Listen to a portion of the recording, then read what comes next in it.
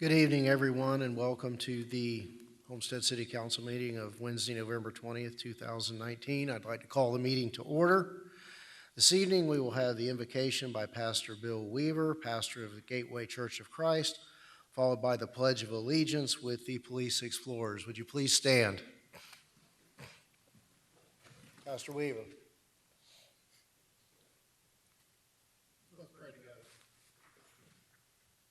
Almighty God and Heavenly Father, we come before you tonight and we offer up both praise and thanksgiving. Father, we praise you for who you are. We praise you for all that you have done and all that you continue to do. And Father, we offer up thanks. Father, we thank you for every blessing that you've showered down upon the people of this city. And Father, we thank you for the ways that you continue to work. Father, we're thankful for our police officers and all of our first responders who work tirelessly to provide for the well-being and safety of this community. Father, we thank you for those who serve in public works and other areas of service in the city. And Father, we thank you for the leaders who have assembled here tonight to consider the needs of this place. Father, we ask that you watch over this meeting.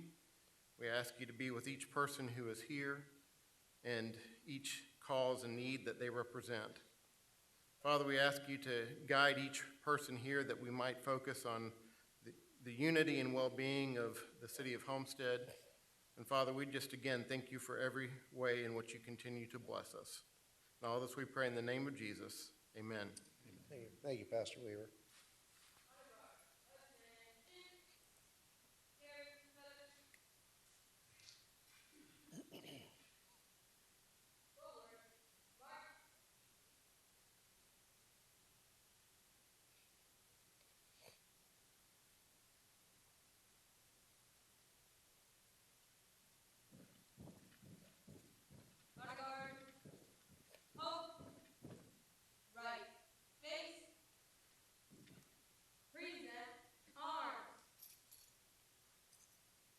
Please join with me. I pledge allegiance to the flag of the United States of America and to the republic for which it stands, one nation, under God, indivisible, with liberty and justice for all. Order, arms. Left, face. Forward, march.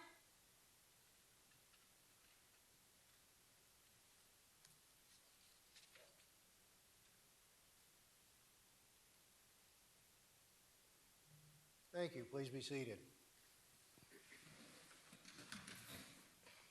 Madam Clerk, will you please call the roll? Councilman Ross? Here. Councilwoman Bailey? Here. Councilman Fletcher? Here. Councilman Shelley? Here. Mayor Losner? Here. Thank you. Are there any deletions, additions, or deferrals? No? Thank you.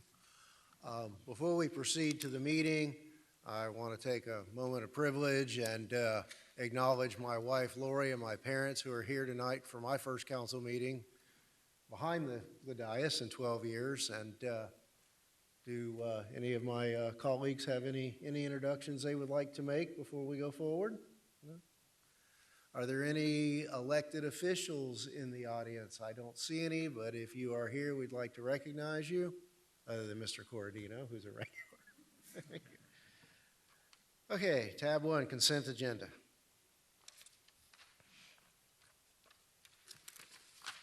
Do we have a motion to approve the consent agenda, including the October 23rd minutes, council presentation minutes, and the regular council meeting minutes of October 23rd? Moved by Councilwoman Bailey, second by Councilman Shelley. Further comments? Any public comments? All in favor? Aye. Any opposed? Thank you.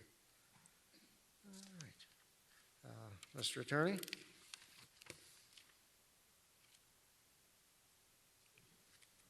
Oh, sorry.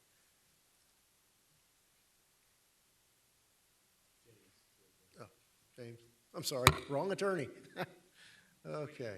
let me find you here on the control panel. There we go. All right.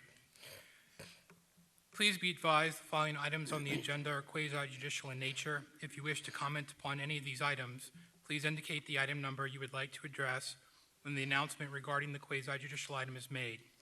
An opportunity for persons to speak on each item will be made available after the applicant and staff made their presentations on each item. Swearing in, all testimony, including public testimony and evidence, will be made under oath or affirmation. Additionally, each person who gives testimony may be subject to cross-examination. If you do not wish to either be cross-examined or sworn, your testimony will be given its due weight. The general public will not be permitted to cross-examine witnesses, but the public may request the council to ask questions of staff or witnesses on their behalf. The full agenda packet on each item is hereby entered into the record. Persons representing organizations must present evidence of their authority to speak for the organization. Further details of the quasi-judicial procedures may be obtained from the clerk. In accordance with Code Section 2-591, any lobbyist must register before addressing the council on any of the following items. At this time, council members must disclose any ex parte communications concerning any items on the agenda. And Mayor, if I could, before you all get into disclosure, I would just like to reference for everyone that on tab 2, there were a number of emails that were sent to mayor and council from residents in an HOA in opposition to the requested rezoning on tab 2. That's in the packet. Thank you. And for the first item, do we need to do tab 8 first for the land use amendment? Yeah, we will, but if I could ask for any disclosure, ex parte communications on any of the items, and then we can jump to 8 and then 2. Okay. Any disclosures, Mary? Mr. Shelley? Yeah, I had conversations with the applicant for tab 2. Mr. Fletcher? As did I. Mr. Roth? And I have tab 2. Is tab 8 a part of the same group? Yes, Councilman, it is. Okay. So tab 2 and tab 8, also 4, 5, and 6.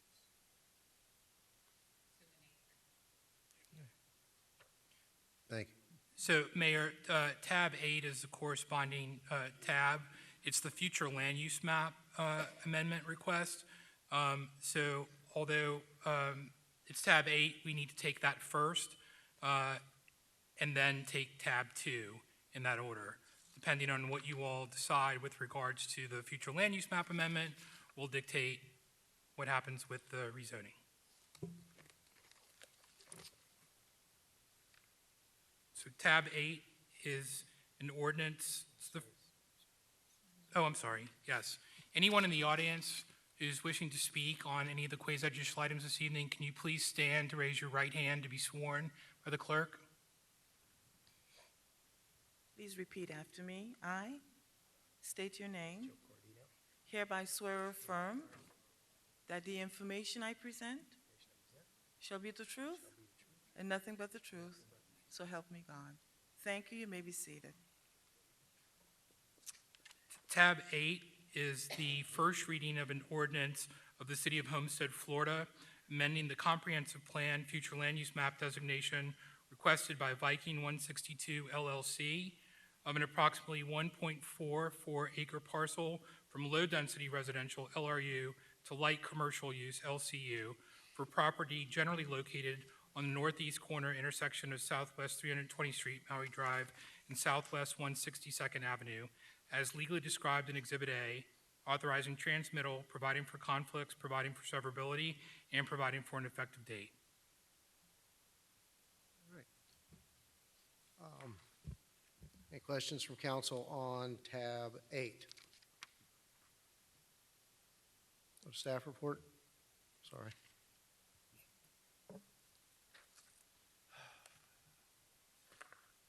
Yes, sir. Thank you very much. Staff recommends that the mayor and council approve the proposed ordinance requesting the future land use map change amendment from low-density residential to light commercial use. This item is tied directly with tab 2, which is going to be a zoning change. So typically what we do is make sure that the comprehensive plan and the zoning code categories are in coordination with one another. It's appropriate to change the comprehensive plan or the future land use map first, and that's what we're doing here. The change to light commercial use will permit hotels, motels, office, retail, and other businesses which have insignificant nuisance and negative visual characteristics and generate little truck traffic and will generally require frontage locations on major roadways. This, again, will pave the way for the rezoning that we'll hear next, so we're recommending approval. Thank you. Any questions from council? Mr. Shelley. Thank you, Mayor. My biggest concern, I think my biggest discussion point on this, and I want to hear from the applicant before I get into a lot of my stuff, but I do want to, I guess, get clarification because it is a traffic concern that we have regarding this particular parcel. I know we had some discussions about it when we rezoned it. I think it was general at one time when we rezoned it to light LRU to allow for some housing, and we had some discussions then about what the traffic impacts might be at that intersection, because that's a bad intersection as it is. And so I think we had advocated at that time for a red light to go there or some sort of traffic issue. My understanding is the red light has been, at this point, approved by the county, that is a guaranteed thing to occur. Can you weigh in on that before we get into, I guess, some of the other issues? I am going to defer that to the Public Works Department. If Julio, is that something that you're aware of?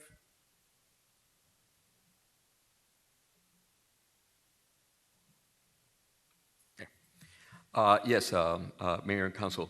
On June 10th of this year, the Transportation Planning Council did approve a traffic signal to be installed in that location. It is budgeted at $500,000, and it's in the county's budget for this year. So it is something that will take place. And so but that's a guarantee, right? It's not a possibility, it's not planned for, No, it's not approved, it will be built. It's part of the transportation improvement plan of the county, so it will happen, yes. Okay. I'll reserve my comments till after the presentation. All right, Mr. Fletcher. My comments were roughly on the same line in regards to that intersection being a heavily trafficked area. Just want to make sure that when we do have those discussions with the county, that we're also looking at turn lane signals as well. We tend to put red lights in a lot of times without those signals, and that causes other issues as well. Thank you. Vice Mayor? Wait, give me a second. Has I'll everyone give you a spoken? second. No. Council Bailey? Okay, sure. The applicant? You're on. Jason Bass, Managing Member of Viking 162 LLC. The address 8950 Southwest 74th Court, Suite 1810, Miami, Florida 33156. We're here tonight before you, Mayor, Council, here tonight before you, asking for the small-scale amendment to the future land use map and the B2 zoning to coincide with that. 1.43 acres. The landscape buffer is up on the board. I think the council has that. We have it in front of us. You have it in front of you. We're proposing the B2 zoning district with we proffered a declaration of restrictions, a covenant that runs with the land that restricts a lot of more intense uses that could be allowed under the B2 zoning. So we've gone ahead and omitted some things that we thought would be causes for concern for council as well as the residents. In that covenant, we have, well, as you know, per code, we have to have a 6-foot masonry wall dividing the commercial component from anything residential around it, which is in our diagrams and our declaration, as well with a 30-foot landscape buffer, which we're proffering, which was not in the code, but we want to add a greater buffer zone to the residential neighborhood to the north of us. And I do understand that there's been some concern, and the neighbors to the north have reached out to council and sent some letters in. One of the residents in that neighborhood to the north of us, I know, so I reached out to him to see if I could try to put the neighbors together and sit down, like a little neighborhood meeting to kind of go over some of their concerns. And I was informed that there wasn't a consensus among the residents there to sit down and meet with us, so we tried. Thank you. Councilman Bailey? Mr. Roth? Sure. Thank you, Mayor. Yeah, that was one thing that I suggested, is that you reach out. I know that a few residents also voiced to me that that would be a convenience to have, when you were talking about it being a gas station. You know, personally, I'm on the other side of town, and we have quite a few all over. So personally, for here, I would probably be a no, because I would like to see different types of developments coming up around the downtown area, but I'm a little torn on this one because I did hear from a few other residents that that would be a convenience. So I'd be curious to hear if there's anybody here today that wanted to say anything in opposition or for, and I can reserve the rest of my remarks for them, please. Thank you. Thank you. Mr. Roth, anything at this point? Vice Mayor? Not yet. I want to Okay. finish the presentation, see if All they right. care to speak. Our applicant finished for now, and we'll ask. Just any questions that the council has, we're here to answer, respond to any concerns, answer any questions. We also, you know, when we go to site plan, we met with Public Works with Mr. Brea, and we don't have anything in writing, but we are going to propose on the southbound lane there, a left hand turn lane to go into our project as well. So there'll be some stacking there. To go along with the signalization of the intersection. And just for sake of perspective, can you tell us how many units could be of residential could be constructed on this parcel as a matter of right at this point? Yeah, it'd be a gross 1.8 times 6, 10 units. Thank you. And this parcel abuts the turnpike embankment and is very, very odd shaped. Yes, sir. Yeah, it's a very unique property. And the intersection that's there, there's a lot of existing traffic that's on that road, and that's really what we're catering to. We don't foresee any large increase in traffic on that road. We're really looking to cater to the existing traffic that's there. And, and I think that what we're proposing, what we have in mind, that, we'll get to that when we get the site plan, but it'll alleviate some of the traffic on Campbell Drive. All right. Well, for the moment, let's see if there's anyone in the audience who would like to first speak in support of the application. And if none, then I would open the floor to those who would like to speak in opposition of this application. State your name and address for the record, please. Mayor, Edward Powell, 745 Southeast 18th Lane. I'm taking that route every day, coming over Maury, making a little jog. That intersection is ridiculous. It's life. Take your own hands into your life when you go there. So the light is fantastic. We need a light somewhere. We need it there, but actually we're going to put it by where the school was, where the school came out. But we're going to put it at Maury and 162. That's where it ought to go.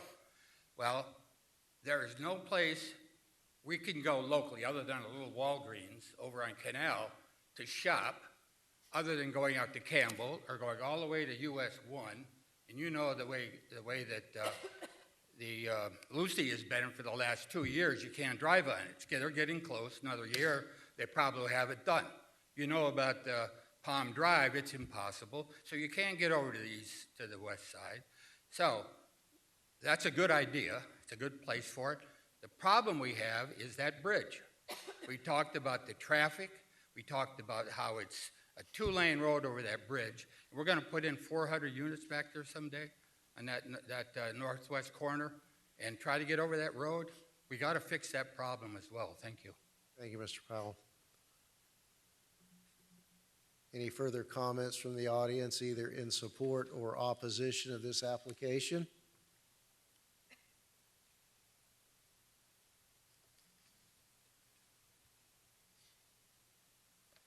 Good evening, Mr. Sullivan. Good evening, Mayor. Welcome. I'm here tonight to speak about this zoning change. First, we all know who you are. but for the 1860 record- Southeast Sixth Court. Thank you for Thank you. reminding me. I have been here many meetings, and I haven't heard of a dumber proposal than this one here. You want to put another gas station. We just put 2 big gas stations 0.6 of a mile away. You got 2 more 0.3 of a mile away. What the hell are we doing here? That was residential. I don't mind having a store for convenience. That sounds okay. But another gas station? No. Thank you, Mr. Sullivan. Anything further from the audience, either in support or opposition of this application? Would the applicant like to address the issues as to the definitive use at this time? Yes, Mayor, thank you. At this time, we have no definitive use. We don't have an operator. Some of the neighbors that I live down that street, I'm down that road in that area 4 or 5 times a day. I've got feedback from neighbors and friends, residents in the area, that actually asked me to try to see if we can put a gas station there so they don't have to cross Campbell Drive and almost get killed going, traffic over there. It's hard to get back and forth across Campbell. So I was asked to look into that. That's not what we're here tonight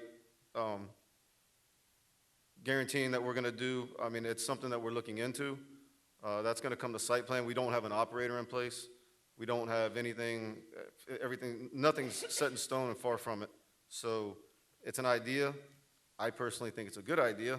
We don't all see eye to eye, but there's nothing that's finite about it becoming a gas station. And I would just remind the audience that this portion of the discussion is changing the future land use map, designating this property from residential to light commercial.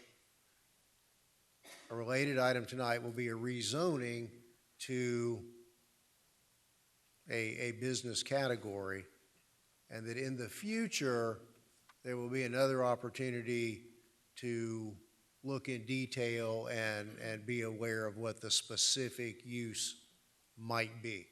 So, by approving either one of these 2 related items tonight, we're not approving a specific use or site plan. Okay. Vice Mayor? Yes, thank you. I just have a couple of questions. I know what we're here for tonight for the future land use amendment, but I still have questions about what will happen after that. Because I'm a planner, I kind of think long range.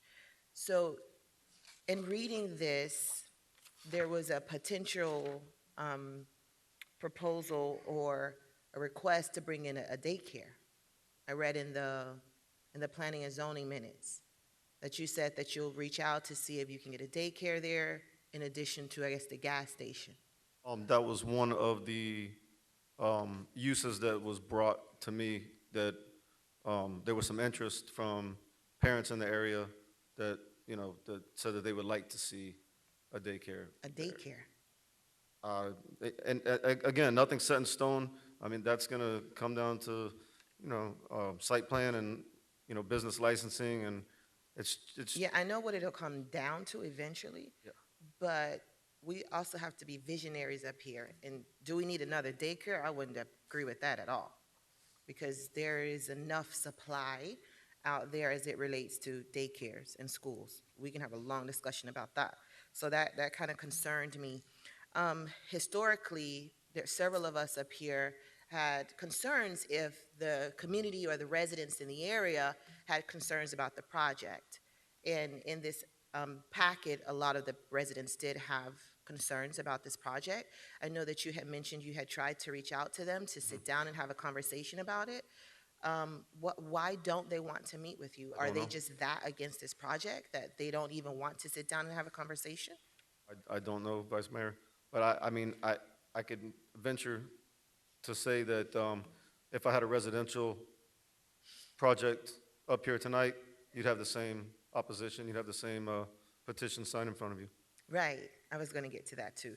So we just came off a campaign where it was development and traffic and building and all this, and now it's like we're teeing this up for more development in the area. Do we need another gas station? No, we have 2 new gas stations right in that area, less than a mile.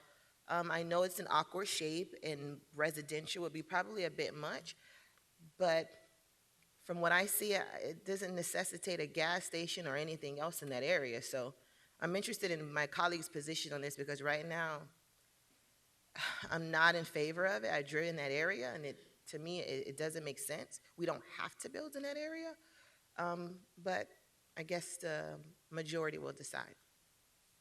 And again, Vice Mayor, I appreciate your concerns, and that there's nothing, and I don't know where that was that you read that there was a daycare to go there. You mentioned it in the planning and zoning meeting, in the minutes here. You had referenced to daycare. When they were asking you what will go there, and I guess in the retail strip portion of it, you had mentioned that you'll reach out and try to get a daycare, and that just sent a lot of red flags for me, because we don't need another daycare.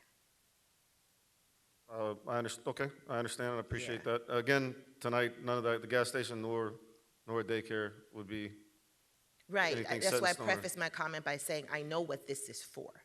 I know what we're voting for tonight. But I like to begin with the end in mind. What is going to go there as opposed to, okay, let's approve this and then what's next? And there aren't any next steps at this point. So that is why I asked those questions, knowing full well the reason we're here tonight. Right now, I can't attest to what's going to go there, but again, in the covenant, the restrictive covenant, I can, tell you what's not going to go there, which is a lot of the intensive uses that go along with the B2 that we've omitted. So there's really no vision right now for what will go there. There's no vision. We're just trying to get through this step of the process, and then we'll And then you'll think about it after? then we'll put more time, energy, and effort into reaching out and seeing what the best fit is there.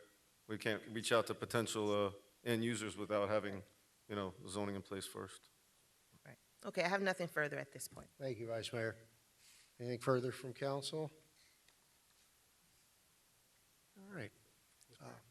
Yes, Mr. Fletcher. So as we do look forward to this type of request in the future, I was one of those individuals who talked about development and the traffic issues that have occurred, but I believe I was more focused on the heavy development of multi-residential, high-density units at that point in time. Whether or not this is the right use for this piece of property, again, it is kind of odd-shaped. Don't know what the long-term plan is based on what you're telling us tonight.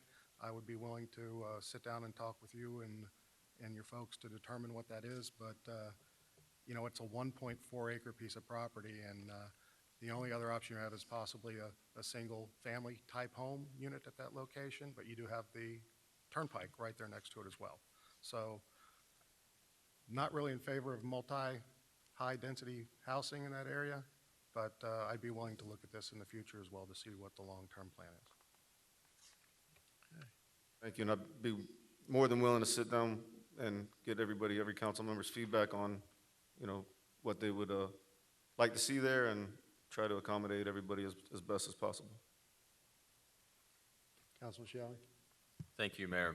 Yeah, this is one where, I think I mentioned earlier, I had concerns about traffic when it was being rezoned to single family, although that was the lowest, you could put there as far as the single family goes. I was never really a big fan of residential going across there. I just didn't think it was a great fit in that particular corridor, especially given its closeness to the turnpike. So I'm not opposed to commercial development there. I think it makes sense for some commercial of some type to go there. I think what I'm hearing from some of my colleagues, though, is that they would like to see what type of development that might be or what type of use that might be. Because I think the first thing we're voting on tonight for tab 8 is really what can and can't be there. And so we're looking at to see what are we saying we don't want there under the B2 use versus what we would allow or think about? And so maybe there needs to be some additional debate or discussion about those particular uses by going through it and maybe more specifically looking line by line and saying we would be okay with this, we're not okay with this. And that's really what we should be talking about on tab 8. And I also agree that I would like to hear some of the residents' feedback. I think we have required the developers to do that in the past. I would support potentially delaying it long enough to make sure that you at least had that meeting. Now, regardless of whether the meeting goes well or doesn't go well, or whether or not you're able to get a consensus, but at least we know that that meeting has occurred. But as far as the overall commercial, I'm not opposed to it. I think that there is a need on that particular area over near the villages where there isn't really any quick access to commercial. So that does provide something there. Now, whether it's a gas station, whether it's something else, obviously, we had a gas station that came in. We had quite a lengthy discussion about making sure that whatever came in was a higher end product. And we turned away almost turned away the 7-Eleven because we originally weren't happy with what they had proposed. So I think, done right, it might work, but there's still a lot of steps to go through. But my biggest concern is still the traffic. I mean, that regardless of what goes there, whether it's residential, whether it's commercial, the traffic issue, which I think that Julio addressed by the street light.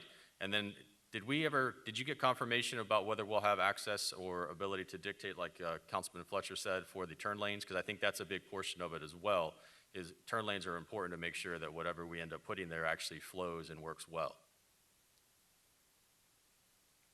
Oh, I'm sorry. I got to get used to that.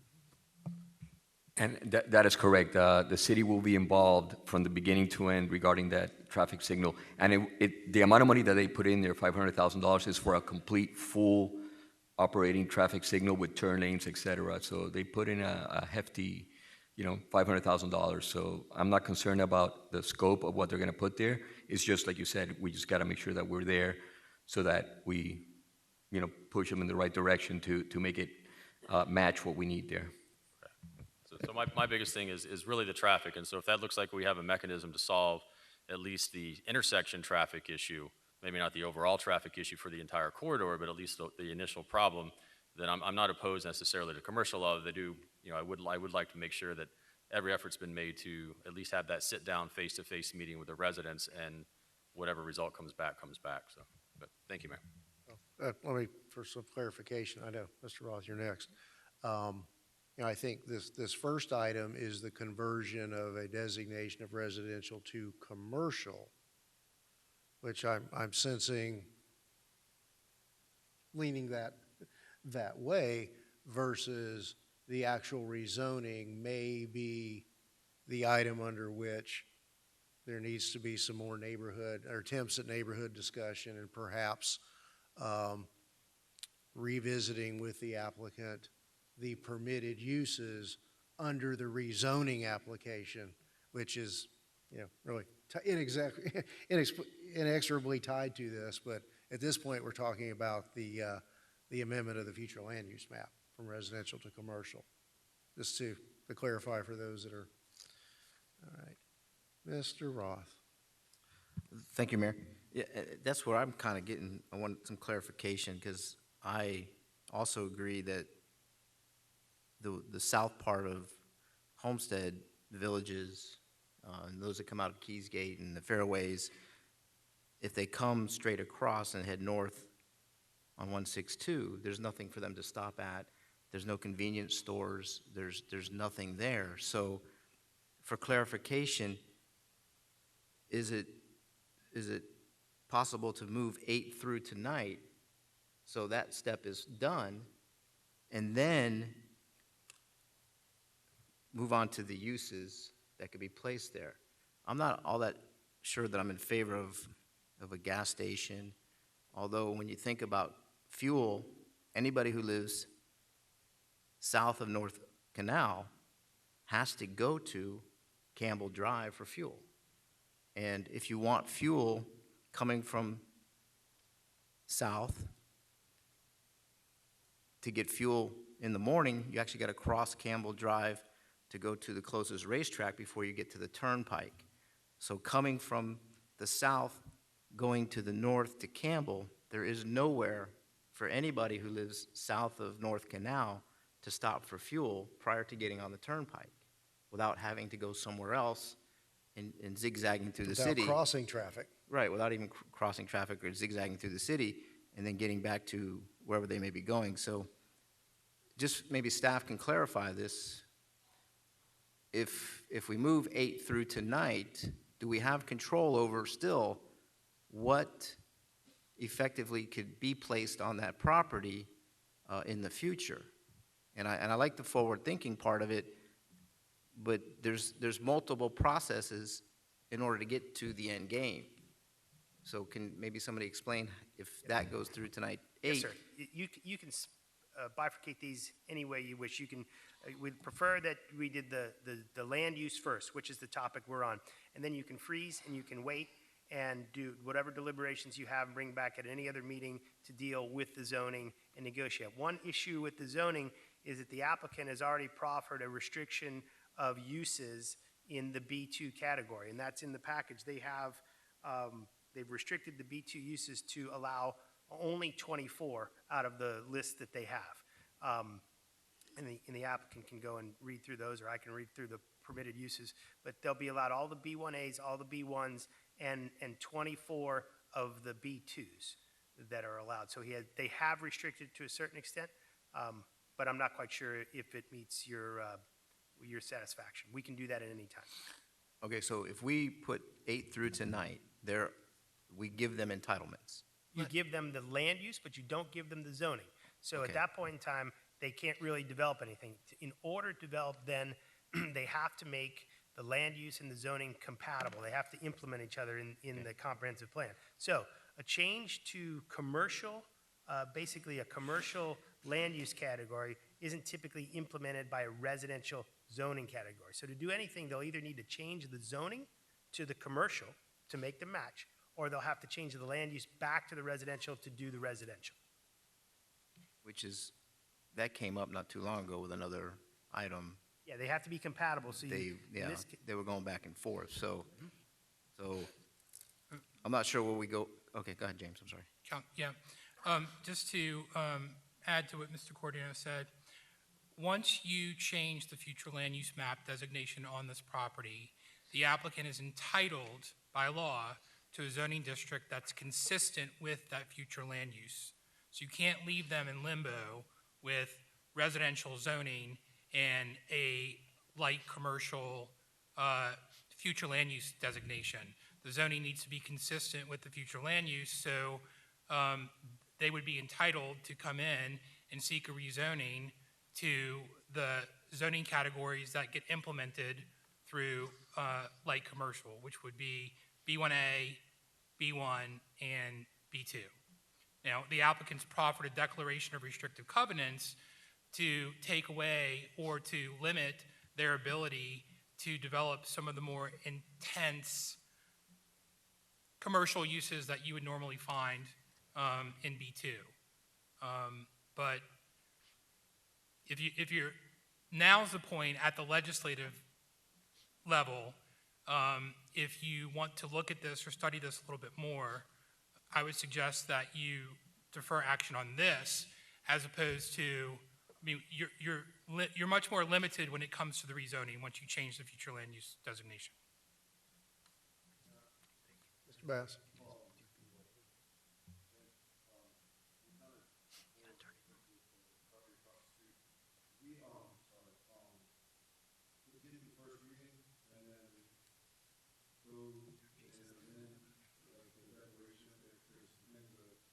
That the council wants to include in our declaration of restrictions before the second reading, so we don't. That's really a policy decision for the council to decide, but certainly if there are some concerns or issues, I mean, based on your policy direction, if you all wanted us to look at that, or if you want to have more of an opportunity to discuss with the applicant, now's the time to do that, to maybe take a second look at or revise your declaration of restrictive covenants. But is it, I guess, the legalities, can we do that between now and second reading? It could be done, but I mean, again, if the council would. right, correct. Would allow. So correct me, what I'm hearing, is kind of the request and the answer is it would be in our purview to, on first reading, approve the change in the land use map designation, and between now and second reading, address any concerns there may be among council for future allowable uses in connection with the rezoning request. Is that? That's what I was, that's what I would be requesting, yes, sir.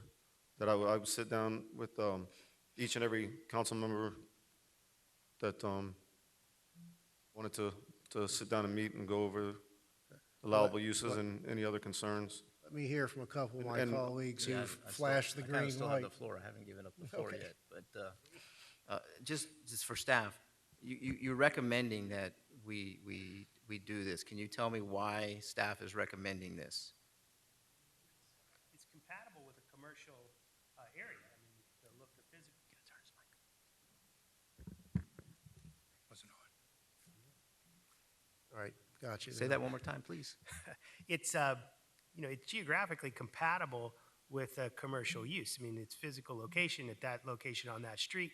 And so technically from our perspective, a comp plan perspective and a zoning perspective, it's not, commercial use would be fine there. But there is, when you drill down into the commercial uses, there are a whole slew of them. You could just approve B1As. You could, and you're asking for B2s here, which is a pretty broad spectrum of uses. So that's where I think a lot of discretion would go into it. And I think that's what you're discussing now. Okay. Yeah, and in the addition of the traffic signalization, just a question for Public Works, Julio. Why all of a sudden has the county willing to grace us with traffic signalization at that intersection? Well, that intersection has been an issue for quite some time. It's heavily trafficked in the eastern direction, and to turn either left or right from that direction, it's a safety concern, and the TPC has figured that out, so they want to do something about it. So the county goes out and they actually do traffic counts on different intersections that they know to be issues, and they prioritize them, and that's how this one is coming up now as the next priority, as the next few priority projects that they're putting together for next year, so, yes. Right. So, what's interesting is as the shopping center that's going up on Campbell Drive, as part of requirements to approve all of that development, those traffic signalizations are going up during that project. Are there any other that we know of signalization projects that the county has approved for the city? And if not, is there a way for us to put more pressure on the county to pay some more attention to us and to give us more signalization at some of these intersections that we so desperately need them in? And well, we do that all the time. We're constantly going to the county and requesting, to be heard regarding traffic signals or whatever. Traffic signals is not the solution for every single traffic condition, so there's different, ways to solve different problems. But yes, we do voice our opinion often regarding traffic improvements. We're part of the Transportation Planning Council, which we meet once a month before the TPO meets, and as that body basically recommends improvements to, throughout the county. And sometimes we're heard, sometimes, other parts of the county are heard, but as a whole, the idea of that council is to Julio, if create I can improvements. interrupt, though, to add to his answer, though, is that you asked the question, is there anything you can do? The answer is yes. We have had a very difficult time trying to get anything out of them, and so whatever political pressure through the political channels, I would say, is something that you as a group really need to start thinking about, because I think we've done as best as we can as staff, but I don't think it's enough. All right, thank you, Mayor. All right. Mr. Shelley. Thank you, Mayor. I guess to get back to the tab 8 here, and that is, the choice for tab 8 is do we want commercial there or do we want residential there, right? That's the decision we're making, because if we decide that we don't know whether we want residential or commercial, then maybe that is something we need to defer. On the other hand, if up here as a majority, we determine that commercial is okay, that we're okay with commercial, then we could potentially move forward with tab 8, knowing that it's within our discretion to then be B1A, B1, and actually there's some risk to the applicant here if we decide that we only want to grant B1A zoning, because maybe all they can do is put attorneys and doctor's offices there, and they can't do anything that's more intensive. So it's actually a risk on the applicant. But for our purposes of tab 8, it's going to be commercial or not commercial, or light commercial or residential. So, I mean, I'm okay with commercial. I'd prefer commercial to go there over residential. So that would be my vote if we had to vote on that. And then ultimately, when we get to the zoning, of what zoning category we're going to grant under that light commercial, we have 4 or 5, 4 options, I guess. And that's still within our purview to say whether we want it to be very, very light, or whether we want to allow the heaviest use, or whether the applicant at that point, after meeting with us, decides to amend their list and their restrictions to accommodate possibly our thinking to maybe get them where they want to be. So just for clarification, I just want to make sure I'm stating that accurately. Okay, thank you. Thank you. Thank you, Mayor. Vice Mayor? Thank you. What is your timeline for this project? Because it appears as if you want this passed tonight, but. Yes, ma'am. I mean, we've been working on it for quite some time. I understand that, but there's really not a plan for the area as of yet, so I'm trying to figure out what is necessitating the need for this to be passed on tonight, when there's really no plans as of yet for the area. Well, we're not in a position to move forward and spend a bunch of money, time, energy, and effort on site plans for a property that we don't even have the zoning for. So, we're kind of. So you don't have a timeline as of yet? If we have, as quickly as possible, once we have our zoning in place. Okay. I mean, we're working on it, but this is the first step. Well, DRC was first step, and then planning and zoning, and now we're here. Okay. So there has been, from what I'm sensing, a lot of questions as it relates to the uses and the zoning. So I would be amenable, not saying that I'm 100% in favor of, but I'd be amenable to commercial over residential. But once we get to the uses part, then we really need to have a conversation about that. I understand, and I'm more than willing to sit down with everybody. Right. But I am asking, if possible, that we get through tonight, and then between now and the next council meeting, whenever it's very convenient, whenever at y'all's convenience. To meet with us and with the residents as well. At least another I'll attempt. try again. I'll reach out. If they don't meet, then they don't meet, but I mean, I can't go over there and beat on their doors, but I will make another concerted effort to try to facilitate that meeting. That's all I can do. Thank you, Vice Mayor. So if I may, Mr. Bass, I guess the question at this point is, after hearing comments from council, do you wish to proceed on the change of the land use designation and take your risk on use approvals in the future?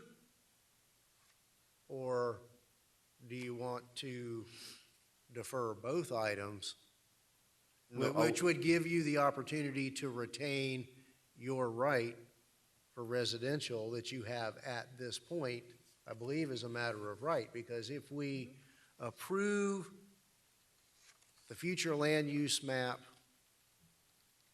change, then you've lost, then you'll be spending more money and more time to come back. Right. If the commercial uses you desire are not granted, you may want to revert to residential. Well, I think that we can sit down and come to an accord on uses and, make everyone on the dais happy. I would like to move forward with the amendment and with the zoning, for, the first reading. And, if council's not, if we can't come to an agreement with, make everybody happy, then, I mean, you can always deny me on second reading. So, then you want to proceed on both items as they stand tonight? Tonight, and then meet with council between now and the next meeting to address the concerns with the uses. Okay. We did that with the property across the street, We got through first reading, and then there was some concern with the density and type of development when we went to the R3 zoning on the 40 acres across the street. We got through the first reading, and then we sat down with the council and ironed out. Yeah. Mr. White, there would be a second reading on the land use map amendment? I'm sorry. Yes, Mayor, that's correct. This would be the first and second reading on both the flume, future land use map, and the rezoning.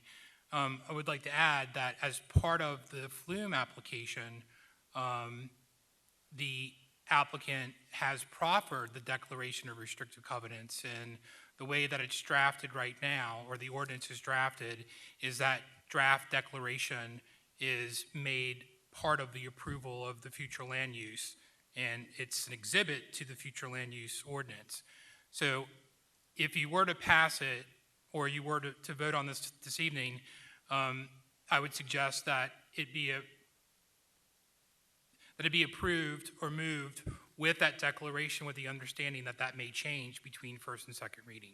But I just wanted you all to be aware that the applicant's proffered a declaration, and the way that it's teed up in the agenda packet is that it's part of the proposed flume, or the requested flume amendment.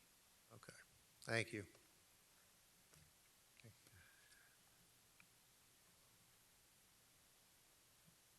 Vice Mayor. Can we bifurcate these? Because I read the Declaration of Restricted Covenants, but we need to workshop that a little bit more. Because the daycare, that needs to be out. But in our code, wouldn't that be considered a school? No, well, okay, no, so we need to workshop that. Because a daycare does not need to go there at all. So I think we need to bifurcate this.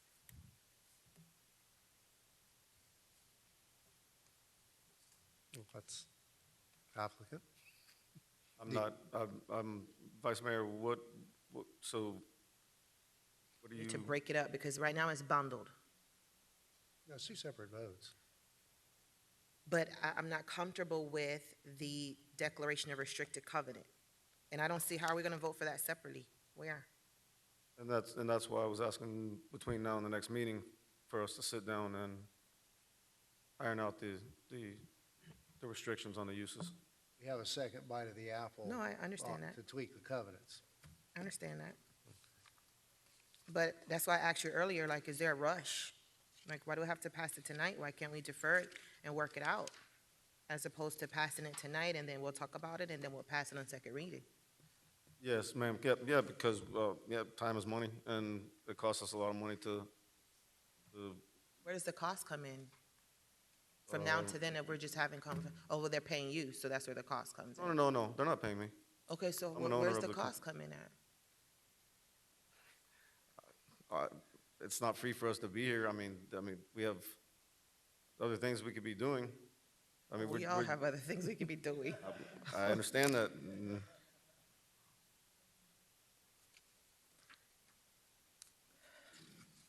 Let's see if anyone else has anything else. Let me think about that, because I have concerns about that, and I prefer to sit down before I pass anything under the guise that we'll figure it out later.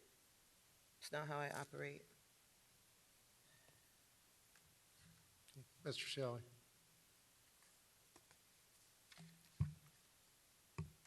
There we go. Yeah, thank you, Mayor, again. And so, I mean, you may be best off trying to defer this thing, because ultimately, I have an issue with if we unbundle the restrictions that you have as part of this tab 8, then I'm not going to support it, because ultimately, although I would like to possibly see some additional changes to the restrictions, there's a lot of good stuff in there as far as hours of operation and buffers and all of that. So once you pull that out of tab 8, then I become less likely to also support tab 8.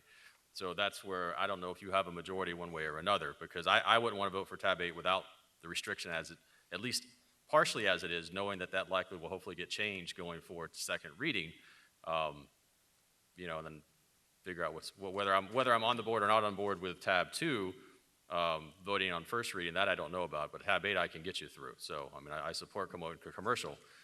Tab 2, I'm not sure where I'm at. So I just want to make sure you have all the information, and I don't know where the rest of my colleagues are on their votes either, but as we're starting to bifurcate stuff out, you may lose some other votes too.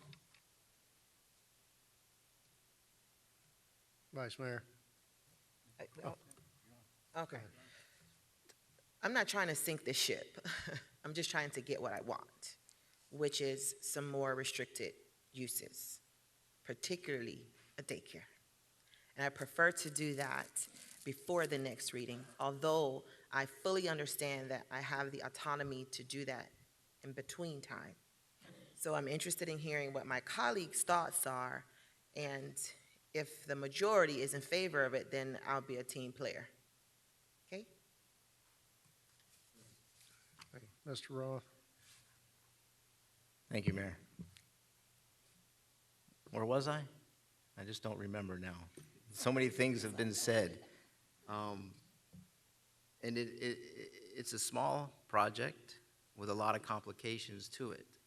And I think with all the questions up here tonight, and now my uncertainty of things being put in, pulled out, I would recommend we defer this, bring it back, have some conversations, so that when we come back, we can decide and move forward. Putting it through tonight with all the questions, it may not get through tonight. So I think in all regards, if you're willing to defer it, meet with us again, get a plan in place where we're all in agreement and we all understand exactly what is going on. I'm all for the commercial aspect of it being there. It's at this point the way it's being presented with all these other options and stipulations that are being built into it. So that would be my recommendation, is to defer, let's have more conversations, let's bring it back and go from there. Because I think if we want to vote on it tonight, it may not even get through that part of it. So I think that would be the safest thing for us to do tonight. Thank you, Mayor. Thank you, Councilman Roth. Councilman Fletcher? Yes, I tend to agree with my colleagues up here. Currently, Mr. Bass, being my first council meeting, I just got this agenda, late last week, and we had some discussions today with the city attorneys and trying to get my head wrapped around the whole process. It's going to take me a little time. So I would ask that you would think about deferring this option until we have a time to sit down as a group and understand it fully and address everybody's issues.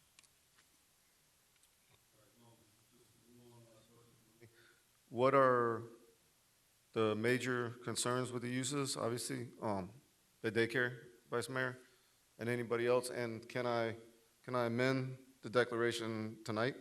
If like the biggest concern, I mean, if it was the daycare use that's going to hold everything up, and I mean that was the consensus of the dais, can I omit it tonight? I'm not getting that's the consensus from the council. So that's not the only certainly, problem that... We don't, certainly the council can, it's a proffer declaration. The applicant can proffer anything to you all, and you all can accept it. I will say that the ability to deal with a restrictive covenant under your legislative capacity is where you want to be. When you get to the quasi-judicial rezoning aspect of this, you're much more limited in your ability to deal with a restrictive covenant. And in fact, you can't require the applicant, can't condition the rezoning on the applicant giving you a declaration. That's why it's proffered, because there's a prohibition on conditional zoning. So your ability to deal with the applicant and discuss uses that may not be appropriate for this site, that are the more intense uses in B2 and maybe even in B1, this is the time for you all to do that. And it's the applicant's choice. Or someone can make a motion to defer it to a date certain to give you all more time to review it and look at it. Councilwoman Bailey? Thank you, Mayor. Yeah, as as we can see, there's just such a snowball of questions that come from this. And I think it's personally my first future land use change where there wasn't more of an idea of what was coming in there. And I think we all agree that commercial is the best solution to lighter traffic. So I think if we could be able to sit down together for the next one, just to have some more concise ideas as far as what would be going in there, that would be very helpful. Okay, and again, I mean, we're not gonna be able to say what is gonna go in there, but I think the concern is what's not gonna go in there, so, gotcha. Let me just chime in for a moment, because I think this is important for the applicant to hear, as well as the council. So if you proceed with a vote on the future land use map, and that vote happens to be no, then by default, the council has to say no to the rezoning. And then you're in a situation where you won't be able to come back with the same application for at least a year. Right, I don't even know where we're at, I'm confused now. Are we voting on the future land use and deferring the zoning, or? Well, I think there's a request right now to see if you would like to defer the action or further discussion on the future land use map, which we're in a public hearing on right now, and then as well as the rezoning application, which you're not discussing. Okay, So if you defer it, it'll give you the opportunity to meet with the council to discuss the applications and then come back before them. Okay, so to defer both is what is being suggested? That's an option for you to. All right, okay. Is it your request to defer both tabs 8 and 2? Yes, sir. Right, thank you. To the next meeting, which is December 18th. Thank you. Do we need a motion to defer, or? Yes. Have a motion to defer. All right. Moved by Councilman Fletcher, seconded by Councilman Roth. Any further discussion? Roll call. Councilman Ross? Yes. Councilman Fletcher? Councilwoman Bailey? Councilman Shelley? Vice Mayor Fairclough Staggers? Yes. Mayor Losner? Yes. The motion carries. Thank you. So that takes us to tab 3. Yes, Mayor, tab 3. Tab 3 is a final order of the City of Homestead, Florida, granting a certificate of use requested by Complete Media Group, LLC, to permit the sale of beer, wine, and alcoholic beverages for an on-premise consumption in conjunction with the operation of a restaurant located at 131 North Chrome Avenue, as legally described in Exhibit A, and providing for an effective date. Thank you. Mr. Cordino? Yes, sir. Yes, sir. We're recommending that the mayor and council approve the final order granting the certificate of use to permit the sale of beer, wine, and alcoholic beverages for on-premise consumption in conjunction with the restaurant located at the location of 131 North Chrome Avenue. We've reviewed this. The restaurant would be approximately 5,400 square. It's a 5,400 square foot parcel at that location. It's currently BU. It's also in the downtown mixed-use area, and the property currently includes a vacant one-story structure formerly occupied as a furniture store. So I think the use is compatible with that location. We're recommending approval. Thank you. Any questions from council? No questions? All right. Open the public hearing. Any comments for or against from the public? Is the applicant present? Yes, please come to the podium and give us your name and address for the record.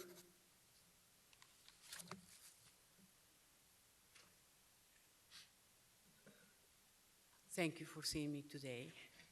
My name is Jeanette Varela. My place of business is 633 North Chrome Avenue. My daughter, Karen Campbell, is the owner of 131 North Chrome. Unfortunately, there was an accident. Her mother-in-law is in the hospital, so I'm going to speak on behalf of her, if you have any questions about what we are planning on doing, so just go ahead. Thank you. Before we go any further, Mr. Attorney, do we have any lobbyist registration issues? Mayor, that was handled earlier today. She's registered as a lobbyist. Thank you. Just want to be sure. Any questions? Question, counsel? Mr. Shelley? What type of product are you putting in there? Is it a restaurant? Is it a bar? What are you? It's going to be a combination of both, bar, bar and a restaurant. Okay, all right. It's good to see. I mean, it's new development. It's a new business coming into a building that historically has not been, restaurant oriented as a furniture store before. So it's just good to see that, people are starting to be willing to invest in the downtown. So, I wish you luck in your endeavors and hopefully you're successful. Thank you very much. It hasn't been easy to bring the investors to Homestead, but this is going to be great when they see that we can accomplish something. And I can promise you it's going to be beautiful. Thank you. Mr. Roth? Thank you, Mayor. Thank you for making the investment in downtown Homestead. I know you've been working on this project for some time now. Yes, Can you tell us the theme of the restaurant? Well, right now, with whatever happened today, there are a lot of options. It's going to be simple, variety of food, affordable, good ambience, and beautiful decor. We have also talking about a cigar bar, which is something that I think we need in downtown Homestead. It's going to be different than the other places that are now operating. Thank you. Thank you, Mayor. Okay. Thank you. Ms. Bailey? Okay. Thank you. And I too would like to thank you and commend you for your extensive investment throughout downtown Homestead and in the area. And I think that what you're bringing before us certainly fits the vision of many of my colleagues and their prior councils and even a couple of councils before that. We're seeing many years of work finally coming to fruition with real local private investment, taking that risk and going forward. And I really look forward to that. So, again, thank you. Thank you. All right, close the public hearing and entertain a motion for approval. Moved by Councilwoman Bailey, seconded by Councilman Shelley. Roll call vote. No, Clark? No. Councilman Shelley, Councilwoman Bailey, Councilman Roth, Councilman Flesher, Vice Mayor Fairclough Staggers, Mayor Lobster. Yes. Motion passed. Thank you. Thank you very much. All right, next item, Mr. Attorney.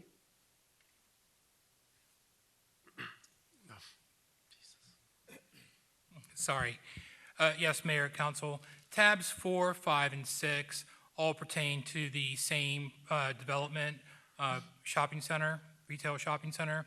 I can read into the record, introduce each one of these. You could collectively have a public hearing and then take a separate vote on each if you'd like to proceed. Okay.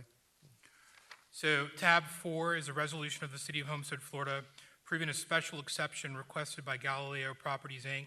to permit a commercial retail use exceeding 10,000 square feet of usable floor area on an approximately 1.77 acre parcel located at 945 Northeast 18th Avenue in the city as legally described in Exhibit A and providing for an effective date.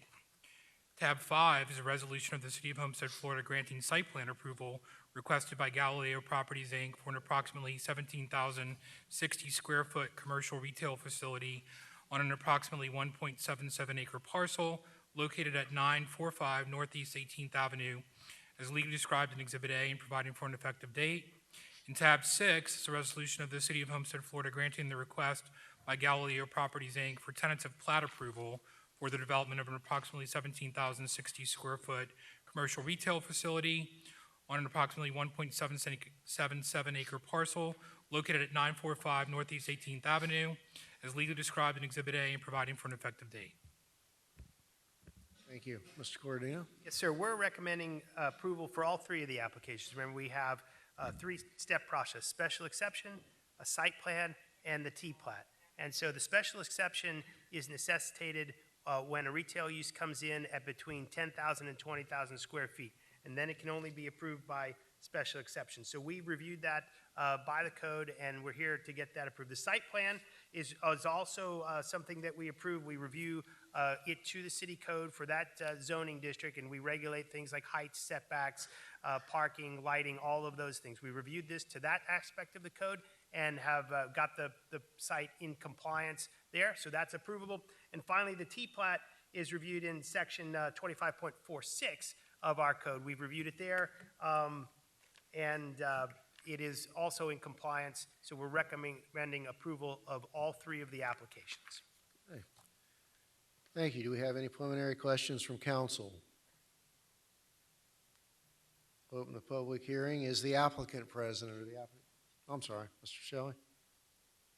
Thank you. I mean, I can wait for the applicant as well. My biggest question, though, is more on the site plan side of things. I mean, 1,000 square feet, it's got 17 bays at 1,000 square foot apiece. I mean, how does that compare to normal commercial properties? That seems pretty small space-wise to open up a business. And It's probably on the lower side of what we generally see for commercial retail base. Okay, yeah, because that was my biggest concern on this one. Isn't so much the development itself as much as it is the quality of development. And so you've got really small bays. So what type of commercial can actually go in there? What type of businesses can you put in there? They're going to be higher end businesses, lower end businesses. So my biggest concern right now is the size that they're proposing as far as each individual bay. And I wait and see maybe what the applicant's proposing or what their ideas might be. But that's my biggest concern right now with where I am. So thank you, ma'am. Thank you. Councilman Fletcher? Yes, thank you, Mr. Mayor. My main concern has to do with public safety issues again. We have several parking lots throughout the city that have dim lighting. Are there minimum foot candle requirements? I know there's a lighting plan in here, but it doesn't really tell me what the foot candle requirements are. I couldn't find it anyway, if you could Yes, tell sir. me a little bit about that. They had done photometric. We have the photometric. They have done photometric drawings. They meet the minimum foot candles required by our code, and I will look for them in this document and point them out to you before we're done here, and make sure that you can review that. Okay, thank you. I'll just, you know, if our code is the minimum standards that we have at Longhorn or Olive Garden, I think we need to increase our minimum requirements in order to improve public safety. Thank I you. would add, certainly with the LED lighting that's available now, and I could point to some really nice examples of clean, pleasant lighting that, you know, really does the job. Councilman Roth? Thank you, Mayor. Yeah, my concern was a little bit the same as Councilman Shelley, but I think the cool thing about what they can do with that is, maybe this is for staff, if they're going to set up 17 spaces, that means there's 17 bathrooms in there, is that right? We don't have construction documents to show the number of bathrooms yet. So If you have 17 individual spaces, you would assume that there would be 17 individual restrooms as well, is that right?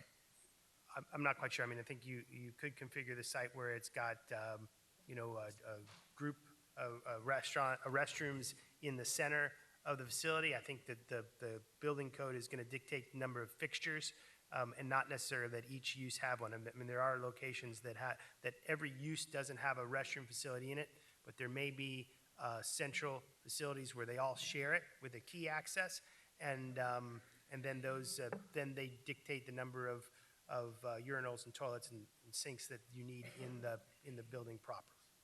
So if they were not 17 individual spaces, they wouldn't have one designated restroom in each spot? I mean, you're going to share, I mean, these are... Theoretically, yes, you could share. You would need to have a certain number of fixtures by the building code per the uses that went into the facilities, right? So, does that make, no, it doesn't. I'm not yeah, communicating. it's just whatever. But the other option they do have is to open those spaces up, Councilman Shelley, to expand as well. So my thought process was, wow, that's cool, they're gonna have 17 bathrooms and 17 spaces and 17,000 square feet, which would allow them more flexibility to lease to other tenants as well. But if they get a bigger tenant in a space like that, they're gonna have to conform to whatever the standards are for a restaurant or whatever, for the number of bathrooms and Councilmember? fixtures and things like that as well. Yeah. We just confirmed with the architect that they do plan on putting 17 bathrooms in. Okay. Well, there you have it. Thank you, Mayor. Thank you, Mr. Roth. Is the applicant present? Well, we need you to come to the podium and give us your name and address for the record, and is there anything you'd like to add to what's already been said? Oh, I'm sorry. Homestead, Florida, and I'm the lobbyist for the project. This is a 17,000 square footage shopping center in the Sky Vista subdivision. Not necessarily we're gonna have 17 tenants, because in retail, you can have a tenant with 3 units, 2 units, 4 units. Right now, we're trying to put there more service, local service, and it will give it parking space to Galileo Plaza that is already in the corner. That, as you guys know, is a very busy plaza with the minimum parking, but, you know, in the code parking.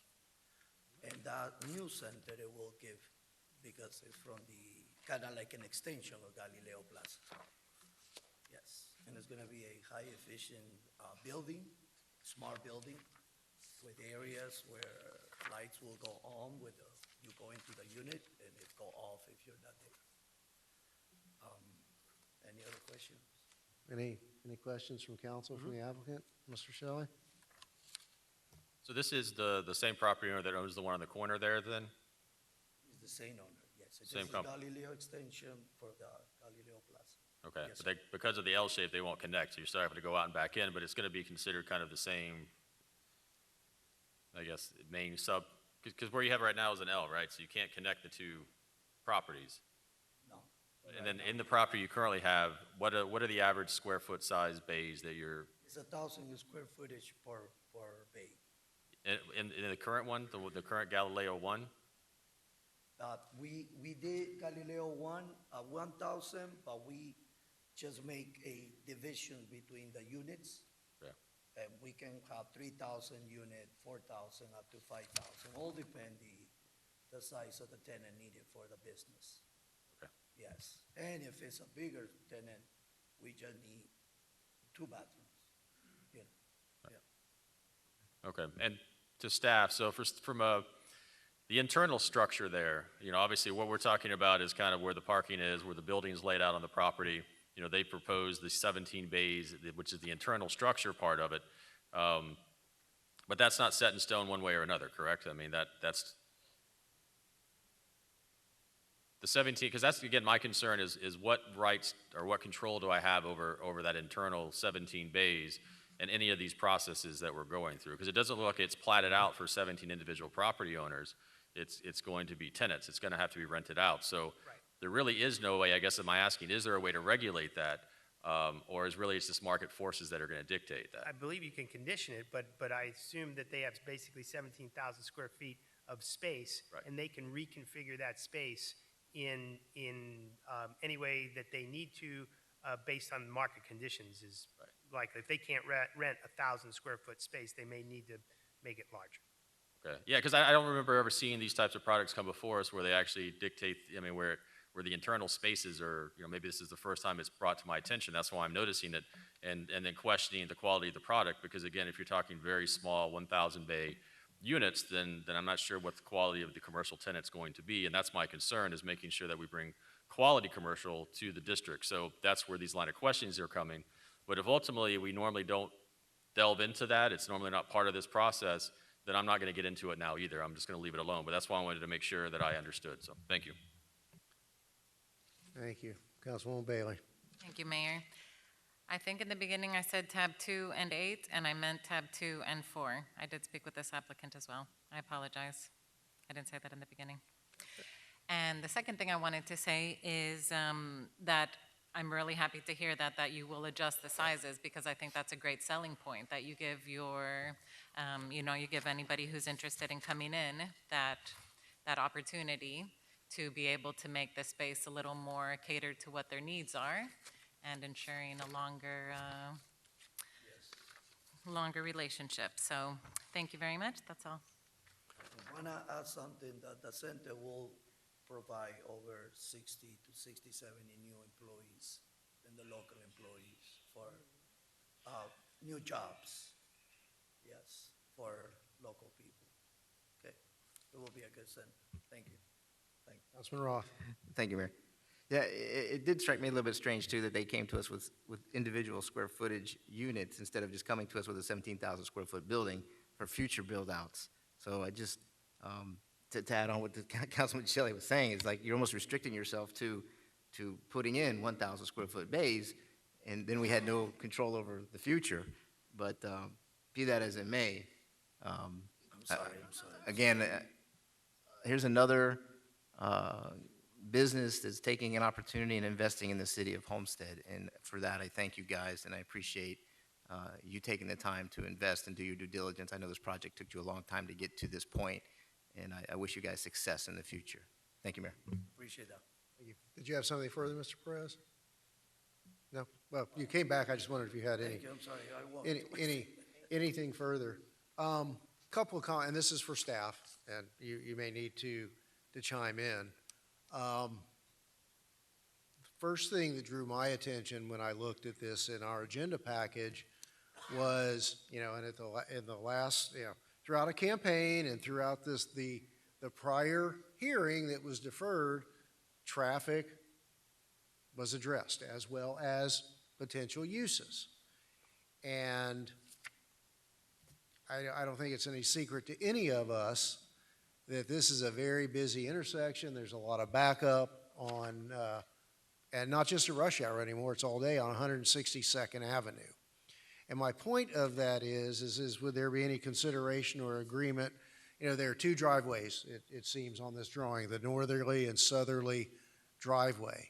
And it seems that the southerly driveway is adjacent to the left-hand turn lane to go from the south to the east on Campbell.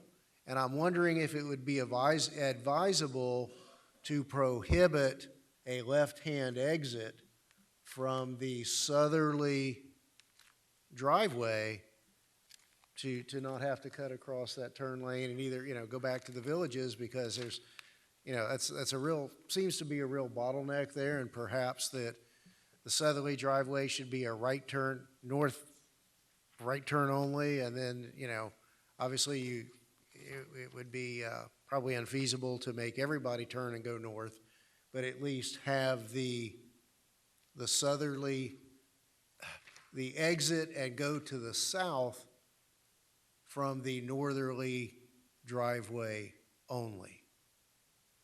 As if you look at the lineup of the turn lane there from 162nd to Campbell.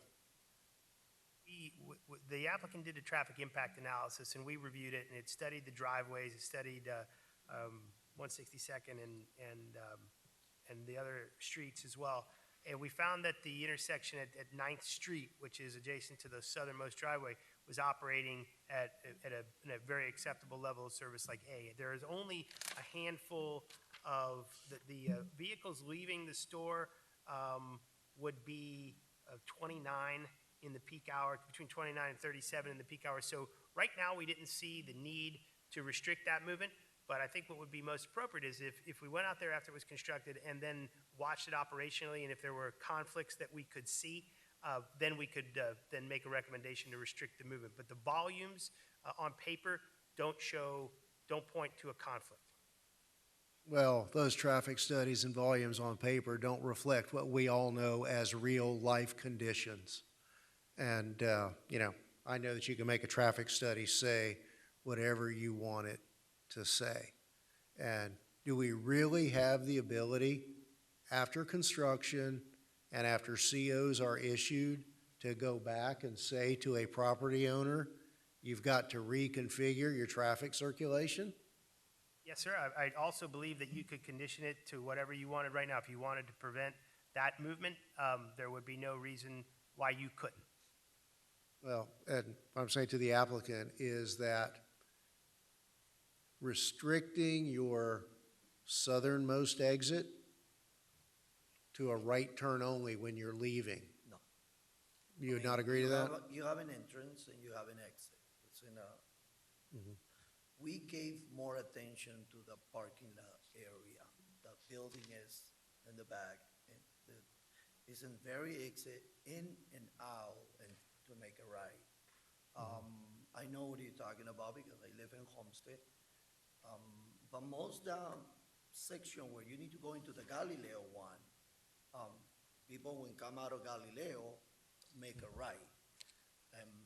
I don't know any situation that it happened. I know what you're talking about, but we did the traffic study due to that you just talking Right. about. Well, and, you know, the renderings in our package are very difficult to read, and as I could decipher them, it appears that the southerly driveway is only about 245 feet from the center of the intersection of 162nd and Campbell Drive, which is about at the left-hand turn lane to get onto Campbell. I just perceive that there's going to be a real conflict there and potential for accidents. You know, I think that, you know, going way back, you know, prior councils have been proactive about that, and certainly traffic is an issue for all of us, and I don't know that I could support this without that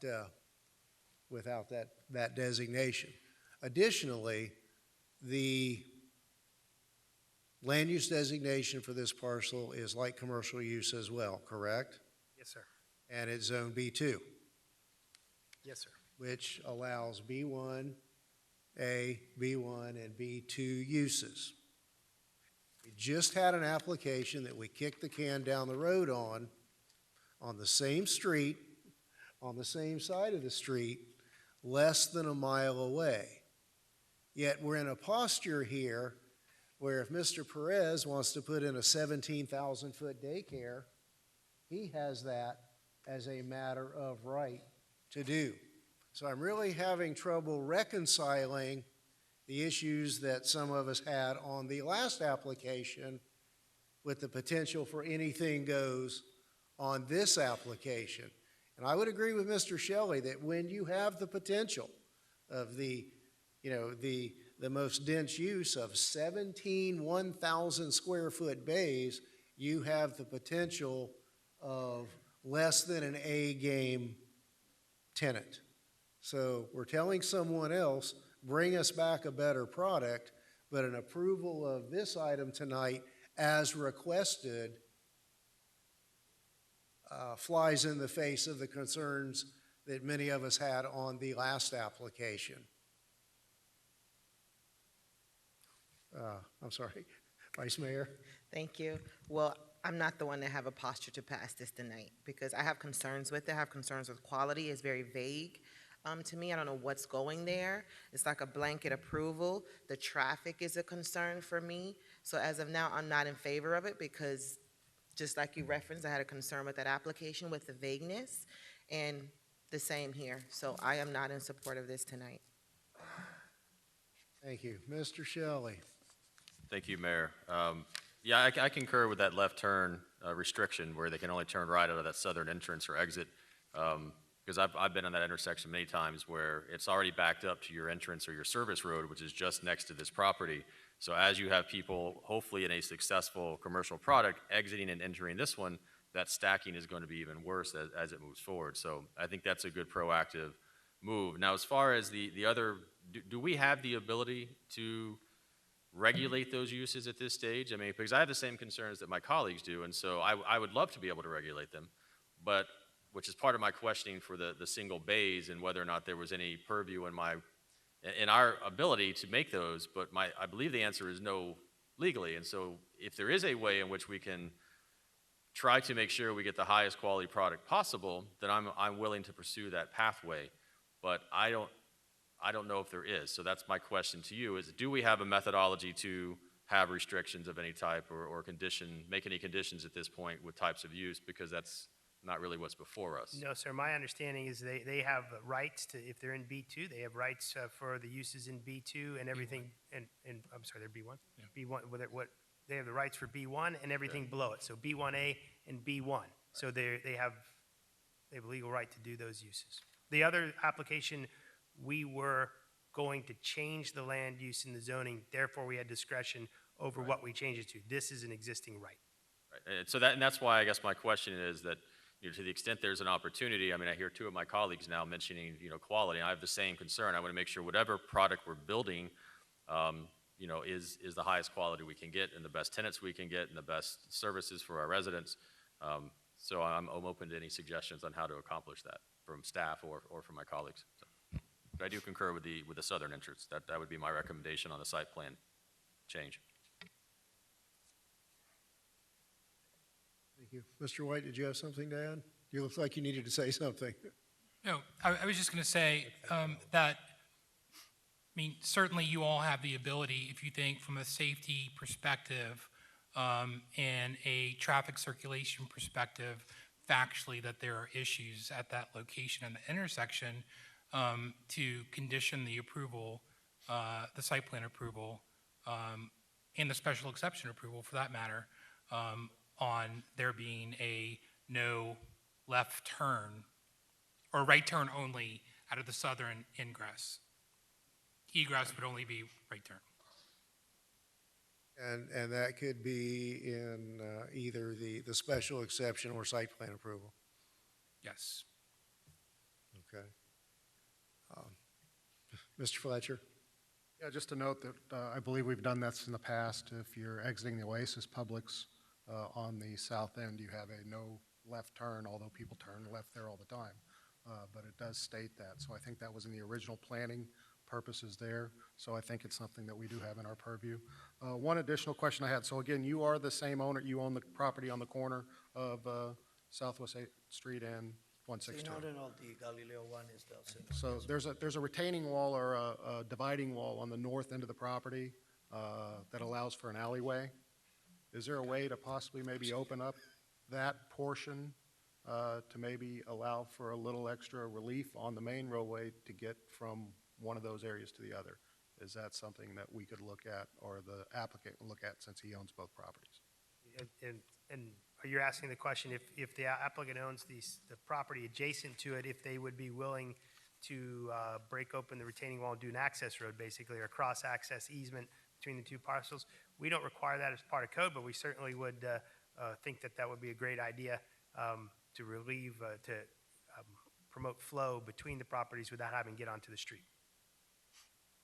It would seem that would be beneficial for the existing development. But how do we then, if ownership were ever split, would we require cross easements at this point? I'm going to defer to the applicant. Did you all proffer a cross-access easement already on this property? Not yet. So you would ask for it as part of this application, and if it were split, I believe that if it's part of the development order, then it would stay.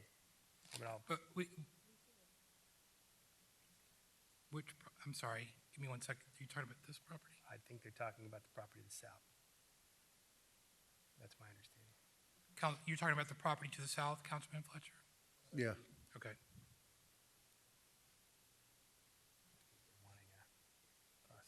There's a required barrier wall because the parcel we're looking at now at the time was residential. See that movement? I think he's talking about breaking the wall.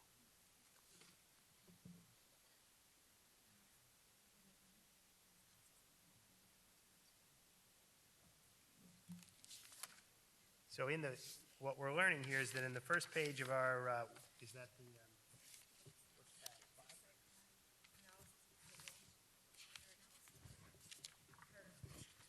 bear with me 1 second.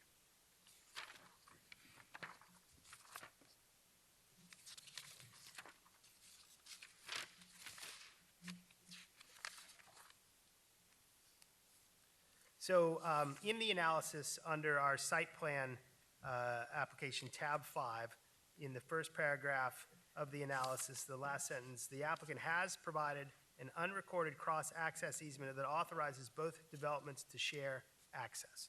So that's there. Good work. Okay, but that would mean does it require the removal of the wall? Yeah, the proportional wall? cross-access would permit somehow a flow-through of traffic between the two sites. Okay, so that's going to be built into the approval then? That will be, that's in the analysis, so there, yes, it will be there, and we'll make sure it gets done. Okay, thank you. All right, Mr. Roth has been patiently waiting. I forgot what I was going to say, but I can It's a piggyback method on to my that. madness. No, it's good. Even if there is a cross-access proffer made here, it's that whole road that backs that property is mainly for deliveries and for, people that are, that's not for pedestrians and pedestrian traffic and for vehicle traffic to travel back and forth for. There's really no room for a cross-access. So I'm all for putting in the right turn only exit from the southern spot of this parking lot. You have the same issue with the egress and ingress of the Galileo one, where they're directly driving into 2 lanes of traffic as that road merges down, heading north, and into that turning lane too. So, I'm okay with that part of it. So, and I think we have to be a little cautious when developers come to us with plans like this, that we don't make it too cumbersome for them to come to the city to invest and for us to designate what tenants or they should be allowed to put in their facilities. I think if you've got retail space along US 1 that's already built, we don't have any say on what tenants use those properties, and I think we have to be cautious as this person's investing millions of dollars in the city, which is actually affecting our tax revenues as well, that we be careful of sending them away, trying to ask them to place specific tenants. Now, we all would like to see no more dollar stores. We all would like to see no more medical facilities, because that's all that seems to be cropping up in the city. Daycares as well. But I think we have to be cautious, because if we're going to turn people away based on our wants and our dreams, we may end up having a lot of empty commercial retail space in the city. Just a thought. Thank you, Mayor. Thank you, Mr. Roth. Councilwoman Bailey. Thank you, Mayor. I'll piggyback on that for a moment. And just to clarify, this is only coming before us because we are amending the size that's allowed per lot, correct? We're not changing any of the zoning or anything else. No zoning changes, no land use changes. Okay, so that's what makes it a little easier for me if it means that this would be a more successful project and have a few extra shops to see that retail use thrive. I don't have a problem with this approval. Thank you. Thank you, Mayor. Vice Mayor? Yes, thank you. I do agree with you, Councilman Roth, that we should be cautious about our approach to businesses coming into the community, but I also believe we have to have a standard. We can't just allow, blanket exceptions and not knowing what is coming. So whoever comes before us needs to know that there is a standard with which we will abide by in order to do business with our city, as opposed to just proliferating it with, dollar stores. No shade to any particular brand, whatever. But there has to be a standard. At least coming from me, there has to be a standard. You have any standards as what we want to bring to the center. Basically, City of Homestead give us a list, what is permitted in the zoning. Right, we understand what's Based on permitted. that- Yeah, based on that, we do a demographic. We know what the area needs. If Galileo Plaza have already a barber shop, we're not gonna bring another barber shop. You know, we take our time to get the best service tenants for the unit. That's why Galileo Plaza is a very success center, because we're just not trying to fill it out, because Right. our intention is not just to have a tenant. Right. Our intention is to grow the tenant as a business. And most likely, the tenant will open another one and another one. And I think that responds your question, that we're not just doing a building and see what it comes. No, we're trying to get a regional, we're trying to get a national tenants, not only bringing quality service, good standards, you know, because as we can see, that new developments in Homestead put us a high level of standard, what we can bring in. And there where we are. And Galileo is being a very success center. And will help. The parking lot of the new center is 162 parking lots. And only have like 40 or 60 more extra than what it required. Thinking, and we already have in Galileo 1, you know, we are very experienced local developers. And as I want to say, I'm an 18-year realtor here, and I've been living in Homestead since 1987. And honestly, I know what my city needs, and I'm very precautious what I bring to the tenants there. Well, thank you for your investment in our city, and thank you for that response. Absolutely. It's encouraging that you subscribe to the vision of the city. Oh, yeah. And you're just not trying to bring a building and construct bays to fill it, but to make sure that it is quality what you're bringing to the city, and that is very important to me, and I'm happy that you share in that sentiment. I think our best presentation for you and your concern is, as you see, the quality of Galileo Plaza. Yes. I mean, and we're thinking to do a better center, giving more parking space. And if any recommendation, any suggestion, we will take it as for better service, and that's our best concern. I would just hope that it's not more of the same, because you referenced uses earlier. Dollar trees, dollar stores, they're acceptable uses. I agree with you. But do we need those? But you mentioned that your approach is not just filling a bay, which is very encouraging to me. I think not only good service make you success, is when you bring a new tenants that bring new concept, new products, and high quality customer service. Yeah, something See all different, that. something fresh. So, yeah, absolutely. I'll make sure that you will be happy the inauguration day. Thank you. Thank you, Vice Mayor. And I'd like to add, I was very pleased to see the surplus number of parking spaces, that whatever it was, 40 or 50 above the required, that I think will be very helpful to your existing Yes, sir. plaza. Everything is Based on my personal experience, it'd be very beneficial for your existing plaza. Let's see if there's anyone else in the audience who would like to speak on this application. Yeah, I'll close the public hearing. Oh, sorry.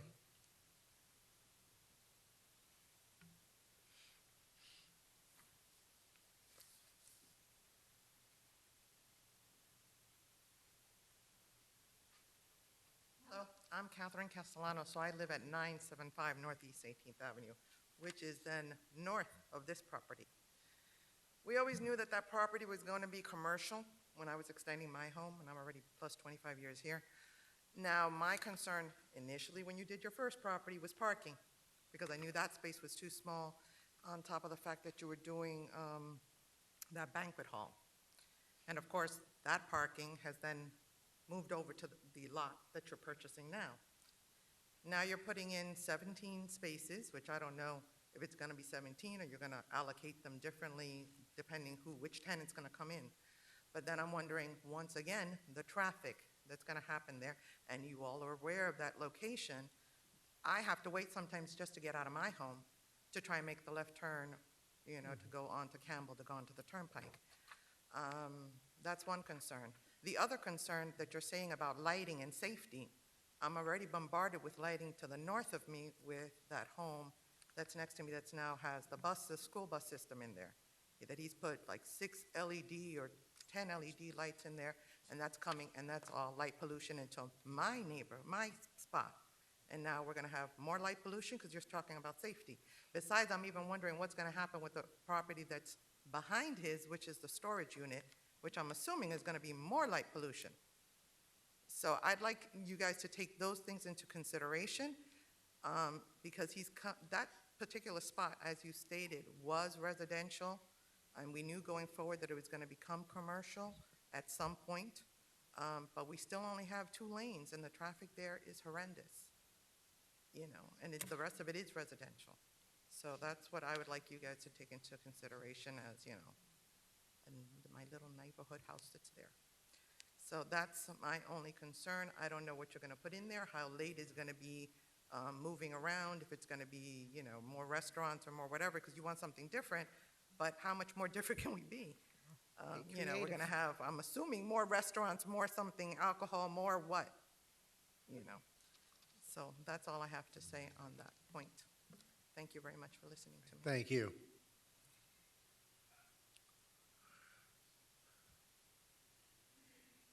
Do you like my name and address again? Sure. Mayor? No? Sure. Edward Powell, 745 Southeast 18th Lane. Well, I was on planning and zoning before any of that stuff happened, right? You know, Steve, you were on the council, I was on planning and zoning. We've seen all these changes. We've seen Lowe's, they were gonna be somewhere else, they moved there. You know, it's funny, behind the racetrack, when planning and zoning, they were gonna put a storage. Well, that kind of disappeared. It went away for a lot of years, 10, 12 years. And I looked one day and here's these walls. Like, where'd these walls come from? I come to most meetings. I don't remember ever seeing it coming back here. So somehow it either slipped through the cracks or it was grandfathered and they already had rights. So they've gone in and they put in walls and it's a 4-story or I don't know, whatever it is. How are they going to get in and out of it? They got to come alongside of the racetrack, which was going to be the way they were going to have access to the area. Are they going to come back out to Farm Life Road, 162? I don't have the pictures. But that whole, maybe you can help me with how that's going to work. That storage, and now we've got this project. Could you help us with that a little bit? On the storage, how are they going to get in and get out of the storage? Versus, are they going to come to your property and come out on 162? Where do they get in and get out and go to storage? Can you tell us that?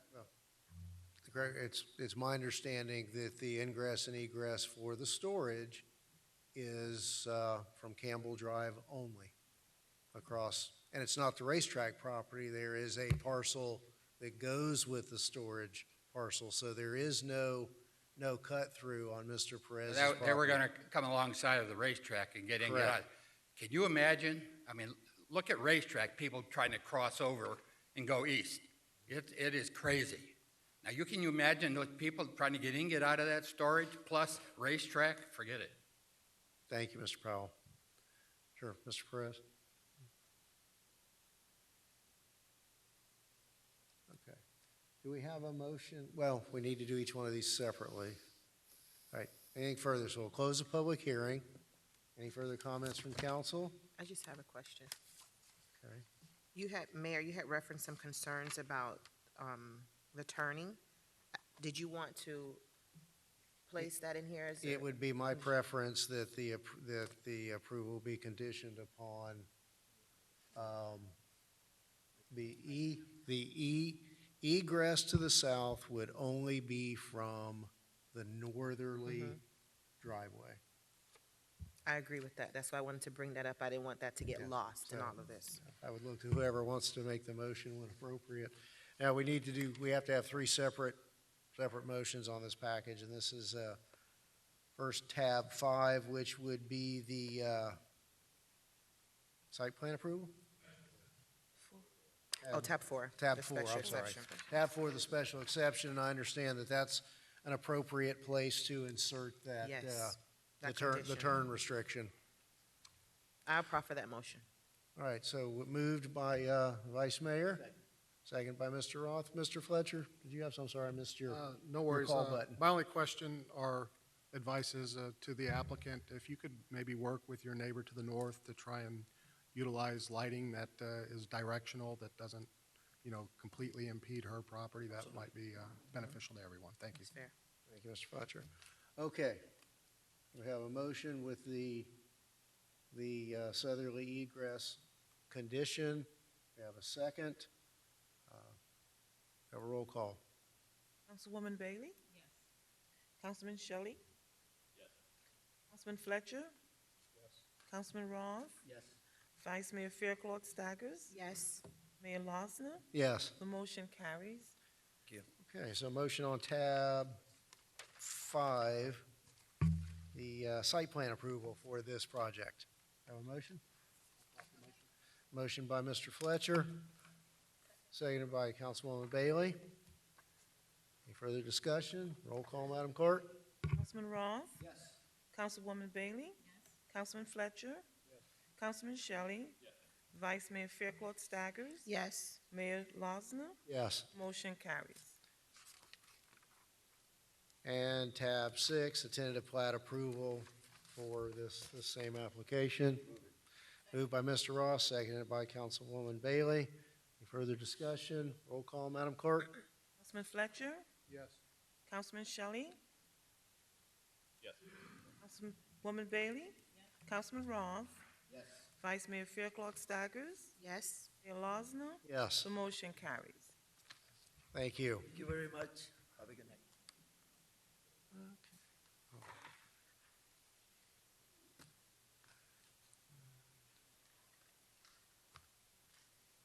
Next item. Okay, so 8 was deferred, right? 7, yeah. Yeah, 7, okay. Oh, I'm sorry. Yes, tab 7 is a resolution of the City of Homestead, Florida, granting site plan approval requested by Miami Driving and Traffic School, Inc. for the development of a commercial driving license, CDL school, on an approximately .98 acre parcel located at 23 Southwest 11th Avenue in the city. It's legally described in Exhibit A and providing for an effective date. On the staff report. Yes, sir. Staff recommends that the approval of the proposed site plan to permit the commercial driving and testing facility on the about 1 acre site. The applicant intends to construct a 1-story, 300-square-foot building with 3 parking spaces on the property. The remainder of the property is going to be dedicated for testing drivers seeking to obtain a commercial driver's license. The CDL school, driving school, will operate Monday through Friday from 9 a.m. to 3 p.m. and will provide on-site testing by appointment only. Currently, the subject property is undeveloped and is adjacent to the Roby George Recreational Facility in the southwest neighborhood, so we're recommending approval of this. Thank you. All right, any preliminary questions from council? Is the applicant present?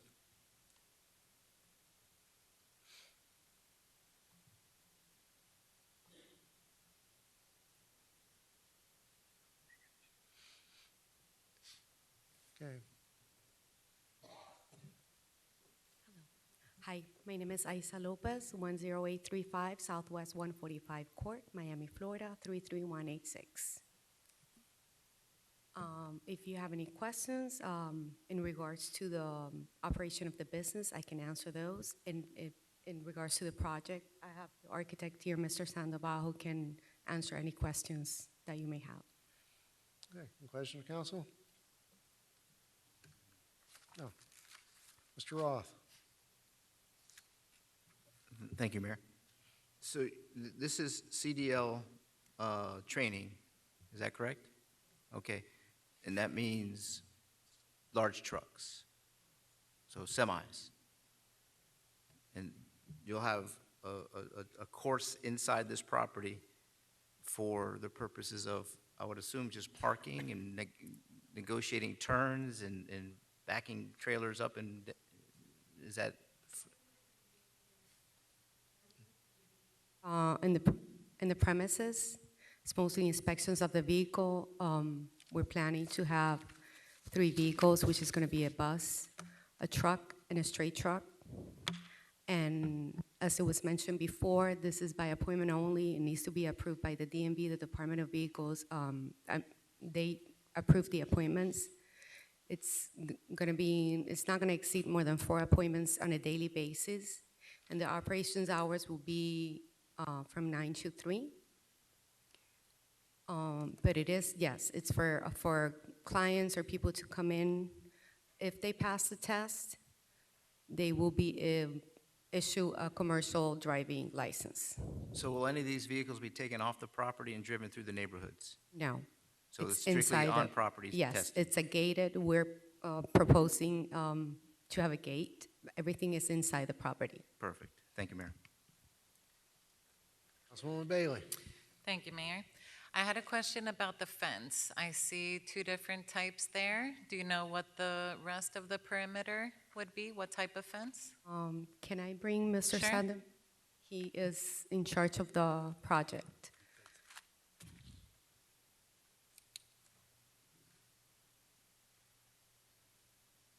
Wilfredo San Cristobal, 14937 Southwest 152nd Street, Miami. Regarding the fence, we're having a 8-foot fence around the entire property.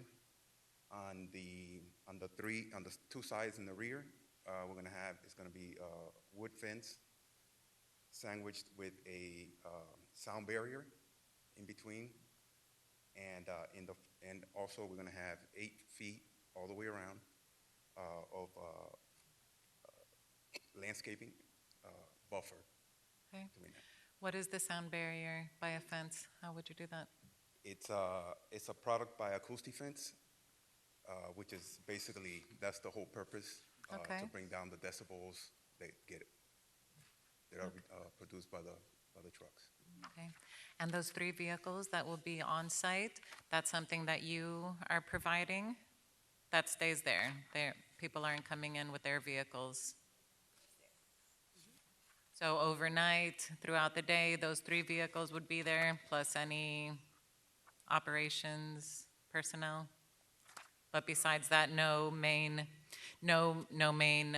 big vehicles besides those 3 types? Okay.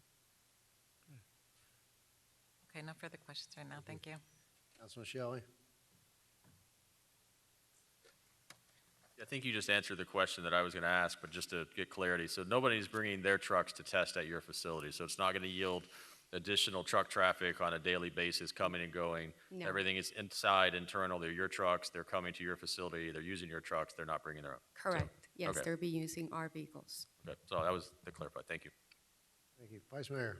Yes, I was concerned about that also, about the heavy vehicles coming into the area, but that is not the case. I love the fact that commercial development is coming into the Southwest community, and it has an industrial sub area, so I think that's Correct. phenomenal as well. I love the operating hours of 9 to 3, so I think that's acceptable, and the fact that the heavy, large vehicles will not be traversing through the area, I think is a plus. So this is something that I support tonight. Thank you. Thank you, Vice Mayor. And I would add, that's one thing I looked at, is that certainly for the majority of the year, other than when school's out, these hours and the use are very compatible with that community park, and certainly we don't have the risk of large vehicles coming in and children playing on the side of the street. So it's very well thought out, and again, certainly seeds that were planted long ago are finally sprouting in the Southwest now, and that's very hopeful sign. Thank you. Councilwoman Bailey. Sorry, the last comment. Once you're up and running, I would love information on how you can obtain a license with you. Certainly, If you yes. can share that with me. Not because I want one We'll all personally. go to driving I'm school. capped out with jobs, but so that I can offer any help to anybody interested. Yes, for sure. Thank you. Thank you. Is there anyone in the audience who would like to speak on this application? We do have someone coming forward.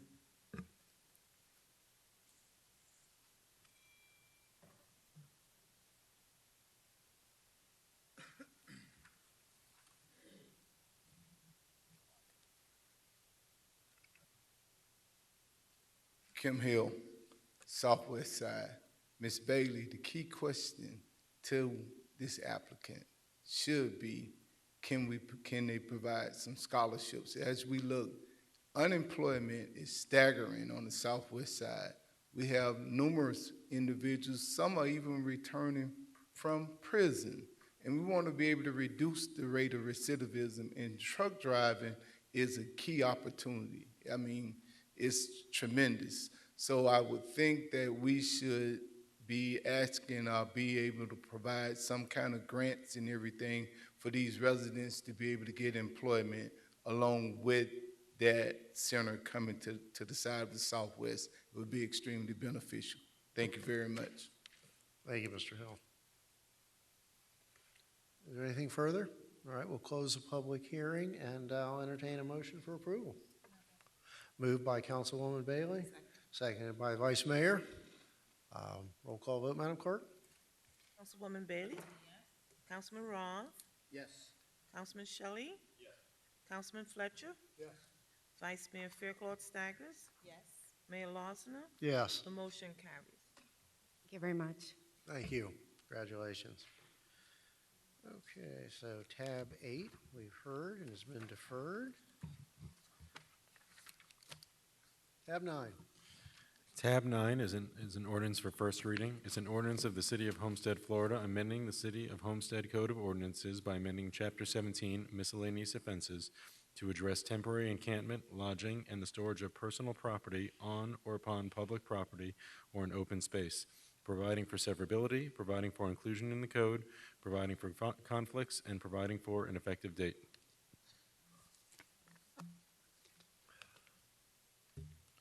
Okay. Do we have a staff report on that? Mayor, periodically, it's necessary to amend the city code of ordinances in order to update regulations and procedures to further municipal goals and objectives. This ordinance amends and modifies language under Chapter 17 miscellaneous offenses to address temporary encampment, lodging, and the storage of personal property on or upon public property or in an open space. The purpose of this ordinance is to address the growing concern that public health, safety, and welfare may be compromised by the harmful environmental conditions usually attributed to temporary encampments. Staff recommends Mayor and Council approve the proposed ordinance amending Chapter 17 miscellaneous offenses to address temporary encampment, lodging, and the storage of personal property on or upon public property or in an open space. Thank you, Mr. Manager. Any questions from council? Comments?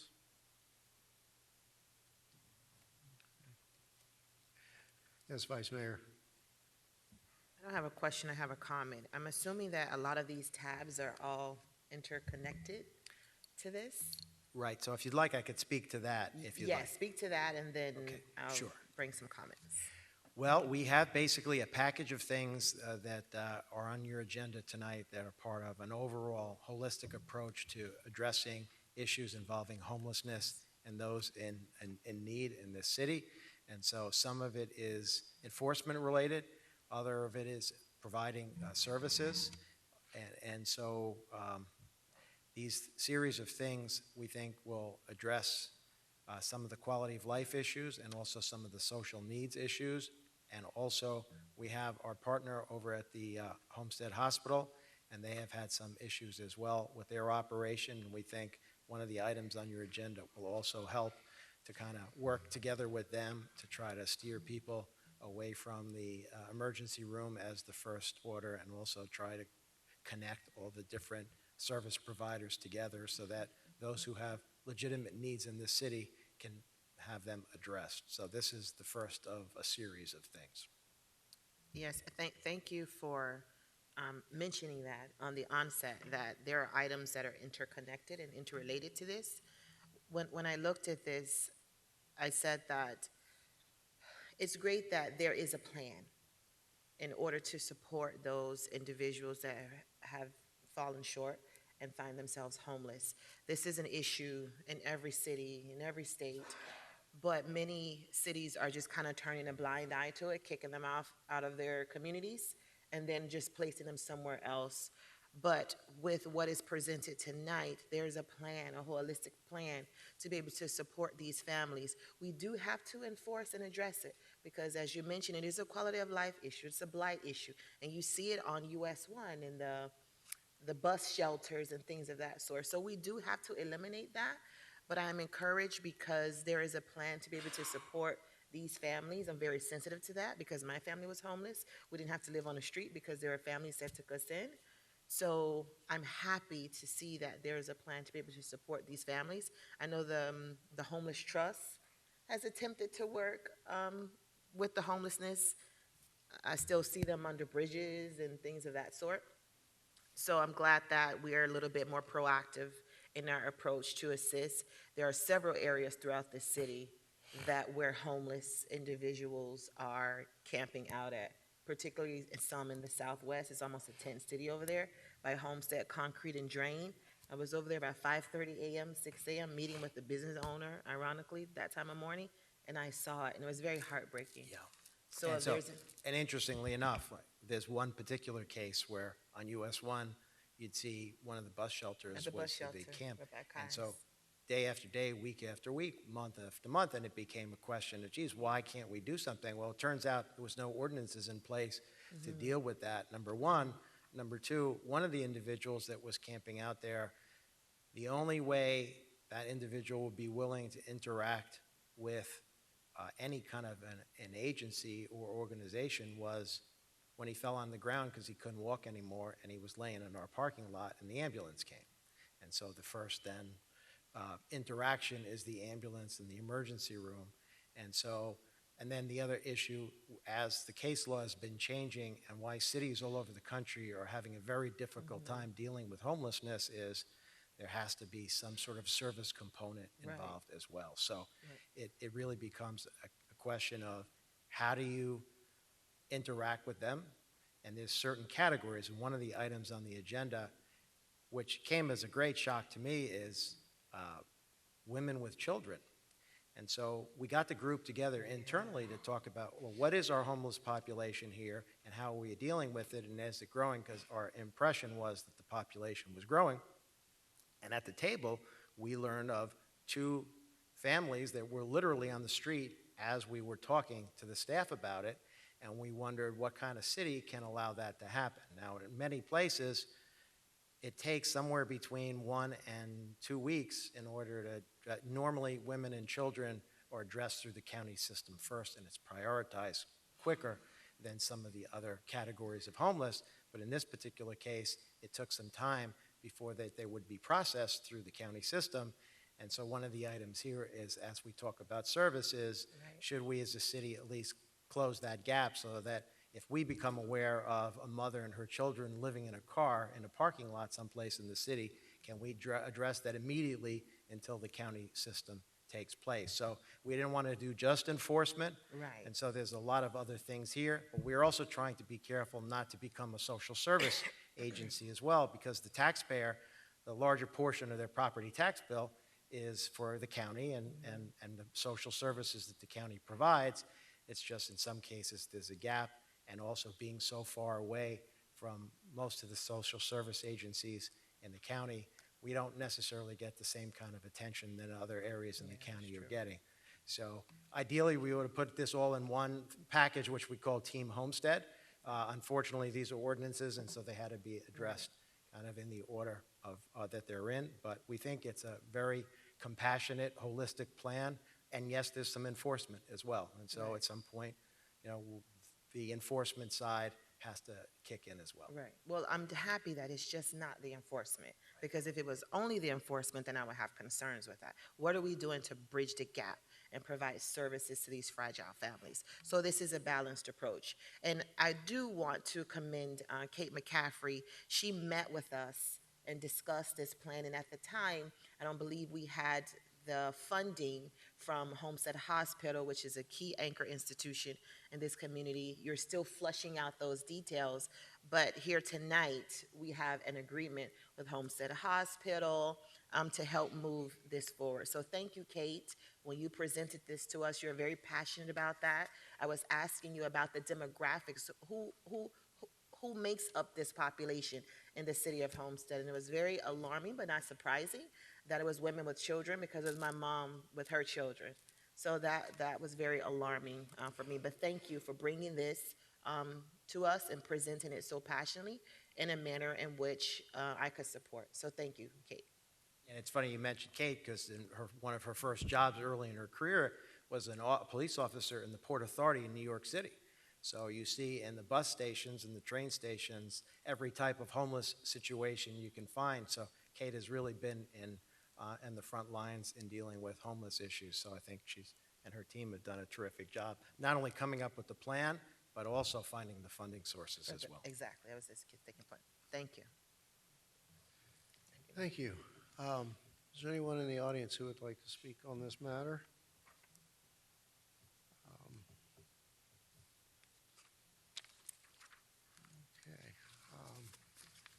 Okay. No further comments from council? No questions from council? Mr. Roth? Sure. Thank you, Mayor. This is, I think, a long time coming, and I'm proud that we set this in motion many months ago through workshops and through the community and Homestead Hospital. And as this program develops and evolves, there's multiple, social agencies out there that are doing some of these things, and I hope they all come together, because when we kind of do the same thing but we don't communicate with each other, we're not solving really any problems. And we're all trying to work towards the same goals and solve the same problems, but we're not getting there. So, when I heard about this, what was it, 6, 8 months ago, a year ago? It was a while back.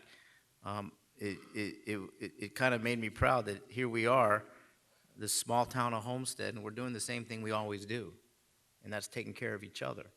And in this case, we have enforcement, we have options, we have facilities that are willing to work with these individuals. We have great organizations like SOS who does a lot of this stuff, the Homeless Trust.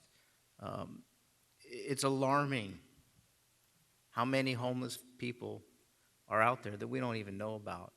And I'm going to share just a quick story, not to take up too much time, but we got involved with feeding homeless, they don't call them homeless, they call them transitional children, in our public schools last year.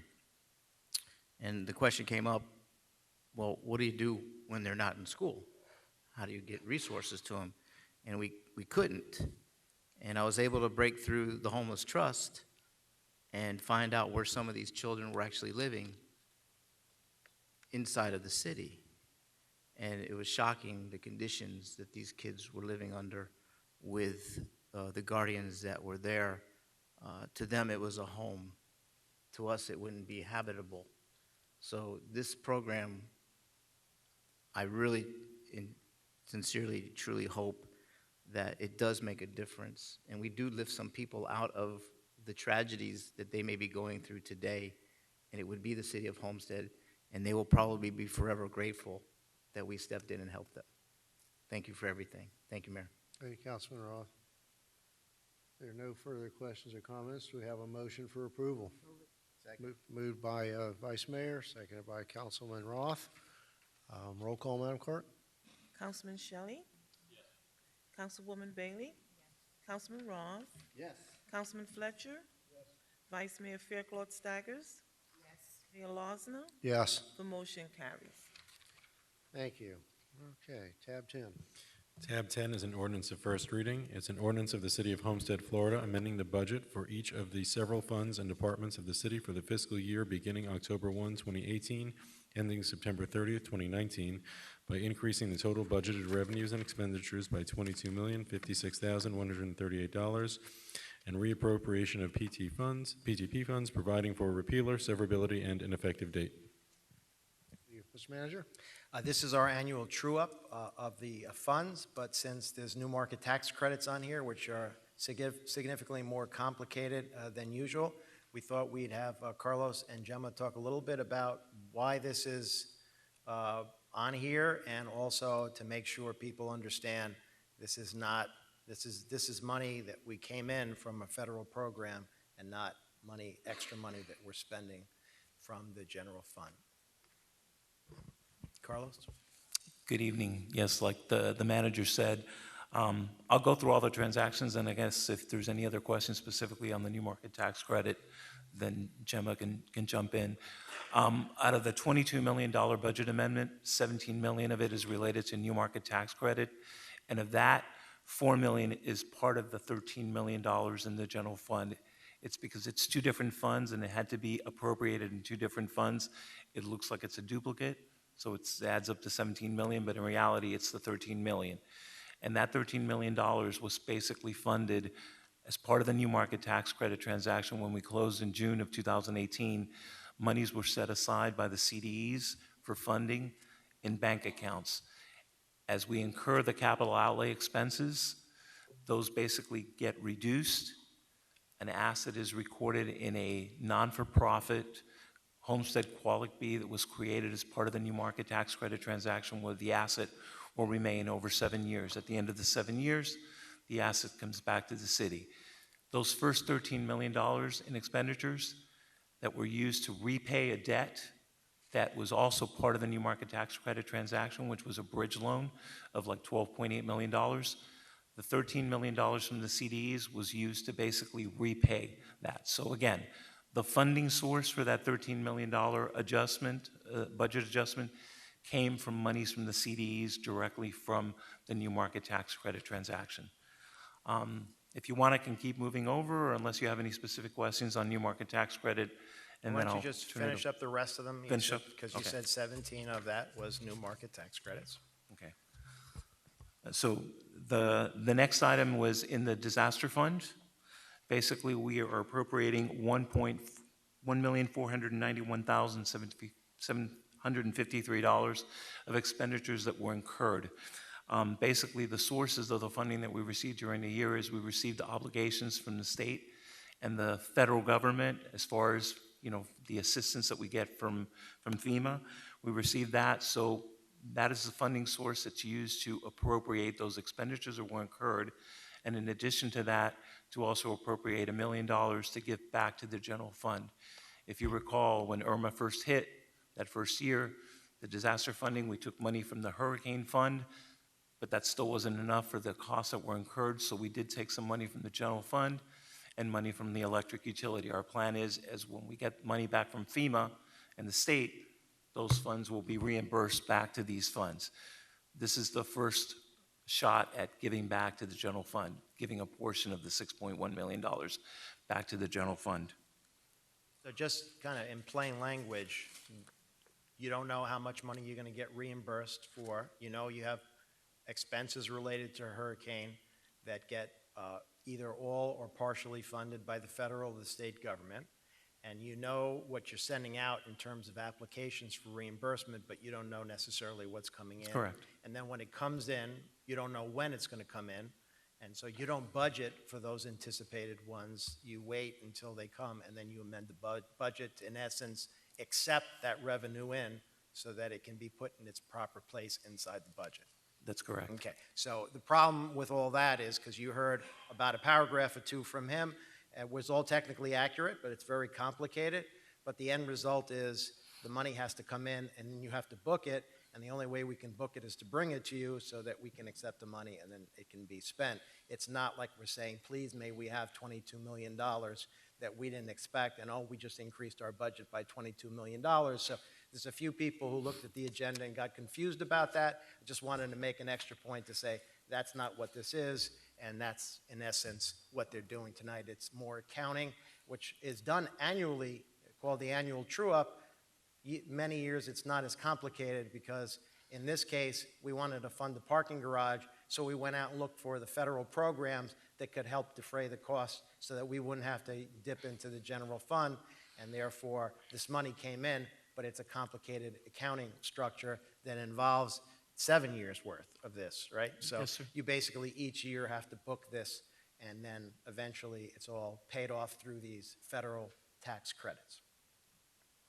And, Mr. Manager, I would, add that, to those who are here or at home watching or on social media, this wasn't a conjuring up of a new $22 million. It wasn't an amendment to the budget that the just retired council did. This is a reconciliation of the 18-19 budget. This has virtually no bearing on the budget that was just adopted for the year beginning Correct. October Thank you for 1st. that, yes. And unless you have any other questions, that's the essence of what this is. Thank you, Mr. Manager. Any initial comments or questions from council? Any from the public? Okay, we'll close the public hearing, and we have a motion for approval. Moved by the Vice Mayor, second by Councilwoman Bailey. Madam Clerk? Councilwoman Bailey? Councilman Roth? Yes. Councilman Shelley? Councilman Fletcher? Vice Mayor Faircloth Staggers? Yes. Mayor Losner? Yes. The motion carries. Thank you. Tab 11. Tab 11 is also an ordinance for first reading. It's an ordinance of the City of Homestead, Florida, amending the budgets for each of the several funds and departments of the city for the fiscal years beginning October 1, 2019 and ending September 30th, 2020 by increasing the total budgeted revenues and expenditures by $21,963,267, providing for a repealer, severability, and an effective date. Mr. Manager. Carlos, you want to give another, paragraph, but way more interesting than the last paragraph you gave? This one's much easier. Basically, for capital projects is whatever's not used, the money's already available. For instance, for the Cyberium, council had approved all the funding sources. At the end of the year, not all the funds were used. I could come to you and estimate at the time that we're preparing the budget and say, hey, we're going to budget $8 million. It's still available. I'm still going to have to come back to you in November and say, hey, I have to adjust it because it ended up being $7 million or ended up being $9 million. So what's been done is with all the capital projects is we want to use every penny of that, make sure we reappropriate it in the new year. So we wait traditionally until November and we roll those funds over. Again, it's a reappropriation of funds that already existed in the prior year. They're being reappropriated in 2020. Because capital projects, It's a fixed amount of money that you have. It's a fixed amount, and also it doesn't necessarily start October 1st of your Correct. fiscal year. So you could start working on a project in the Correct. middle of your fiscal year that could be a 15-month project or a two-year project, and then the money has to roll over in order to continue. Absolutely. So it's not, you're not asking for more money, you're No, just sir. basically rolling over what you had so that you can continue doing the project to its That's correct. completion. Thank you. Any questions or comments from council? Questions or comments from the public? Okay, we'll close the public hearing and ask for a motion for approve. Moved by Councilman Roth. Second by Councilman Shelley. Further discussion? Roll call vote, Madam Clerk? Councilman Roth? Yes. Councilwoman Bailey? Yes. Councilman Fletcher? Yes. Councilman Shelley? Yes. Vice Mayor Faircloth Staggers? Yes. Mayor Losner? Yes. The motion carries. Thank you. Tab 12. Tab 12 is another ordinance for first reading. It's an ordinance amending the city code of the City of Homestead, amending section 22.5-39 of the police officer's retirement plan to institute pre-tax employee pickup contributions as permitted by section 414H2 of the Internal Revenue Code, providing for severability, providing for codification, providing for an effective date. Manager. On September 18, 2019, the Police Officers Retirement Plan Board voted to amend the plan and allow the city to, quote, pick up rather than deduct the 7.65% employee contribution as per Section 414H2 of the Internal Revenue Code. According to the opinion letter attached, this amendment will have no actuarial impact on the cost of the plan. Therefore, a formal actuarial impact statement is not required. This amendment only impacts the taxation of the employee contribution and does not shift the obligation to the city. Staff recommends Mayor and Council approve the attached ordinance amending the police officers' retirement plan, which will allow the plan members to make their employee contribution to the plan on a pre-tax basis. Thank you, Mr. Manager. Any questions from council? Questions? Questions of the public? Comments from the public? None appearing. Do we have a motion for approval? Moved by Councilman Fletcher, seconded by Councilman Roth. Roll call vote. Councilman Shelley? Yes. Councilwoman Bailey? Yes. Councilman Roth? Yes. Councilman Fletcher? Yes. Vice Mayor Faircloth Staggers? Yes. Mayor Losner? Yes. The motion carries. Thank you. 13. Mayor, on August 23rd, 2018, the city advertised RFP number 201936 for grant administration and project delivery services in connection with the fiscal year 2019-20 Community Development Block Grant Award. 2 firms submitted their proposals, with Knowles and Associates receiving the highest score. City staff seeks council approval to negotiate with Knowles and Associates in order to obtain better pricing. Staff recommends mayor and council authorize the city manager to negotiate and execute an agreement with Knowles and Associates for community development, block grant administration, and project delivery services for a total not to exceed $240,000 over 2 years. Thank you. Any questions from council? Questions, council? I would tell you what a great job Calvin is doing for us, but I'm afraid that's going to impact the negotiations. So I'll wait till afterwards because he's sitting here, so it's a little awkward. But he has done an amazing job for us, and we've had a lot of things going on over the last few years with federal programs, and he does a terrific job for us. And I would reiterate that this is a 2-year contract. That amount is not for 1 year. It is over a period of 2 years. Correct. And that represents the maximum charge. Correct. Okay. So, no questions, council. We have a motion for approval. Moved by Vice Mayor, seconded by Councilman Roth. Roll call, Madam Clerk. Councilwoman Bailey? Councilman Shelley? Councilman Roth? Councilman Fletcher? Vice Mayor Fairclough Staggers? Mayor Losner? Yes. The motion carries. Thank you. Tab 14. Yes, Mr. Fletcher. Due to a potential conflict with my employer, I'm going to excuse myself from voting on this issue. Thank you, Mr. Fletcher.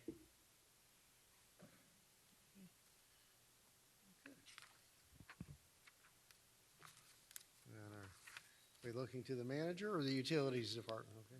I'll read the initial one, and if you have questions, Barbara is here. At the July 24, 2019 council meeting, staff was directed by council to negotiate with the top 3 ranked respondents to RFP 201919 Power Supply Resources in order to replace the expiring Duke Energy agreement for 40 megawatts of purchased power. After a thorough review, it's staff's recommendation that the city enter into a new agreement with FMPA and FPL and amend the existing July 30, 2015 FPL agreement. The current Duke Energy contract expires December 31st, 2019.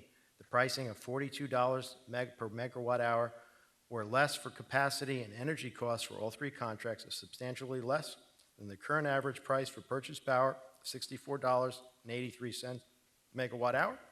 Staff recommends mayor and council authorize the city manager to enter into a new 7-year power supply agreement with the Florida Municipal Power Agency for intermediate power, a new 7-year power supply agreement with FP&L for base power, and make a second amendment to the July 30th, 2015 FP&L agreement for intermediate power. Funding for each agreement is to be budgeted and approved annually during the city's budgeting cycle and is estimated to cost approximately $56 million over a 7-year period. Mayor, we've had plenty of conversations over the years about some of our pricing, and we were locked into some of the contracts, so we were happy when this one was going to be going away and we could get the better pricing. So here you could see the big difference between the 2 prices. Thank you, Mr. Manager. Any comments, questions from council? Any questions or comments from the public? I would just like to comment, and I made this comment to your staff earlier when we went through this item, and certainly this is the perfect segue into the conversation about it's very encouraging as to the reduced price of this power, and I'm hopeful that sometime early next year we can begin to have the discussion on rate adjustments for our customers in light of this more advantageous power purchase contract. If I understand, this represents about 30% or about a third of our requirements? Yes. Okay. Thank you. Okay. Do we have a motion for? Sure. Please come forward and give us your name and address for the record.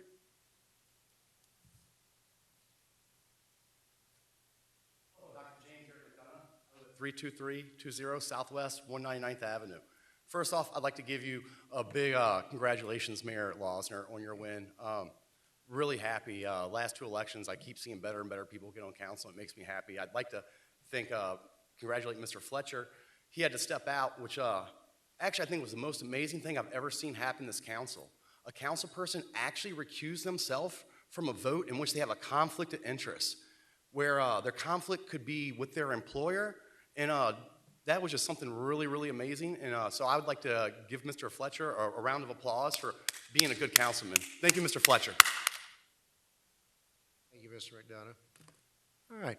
So do we have a motion for approval of this matter? Pardon? Oh, I'm sorry. Sure. Come on down, Mr. Hill.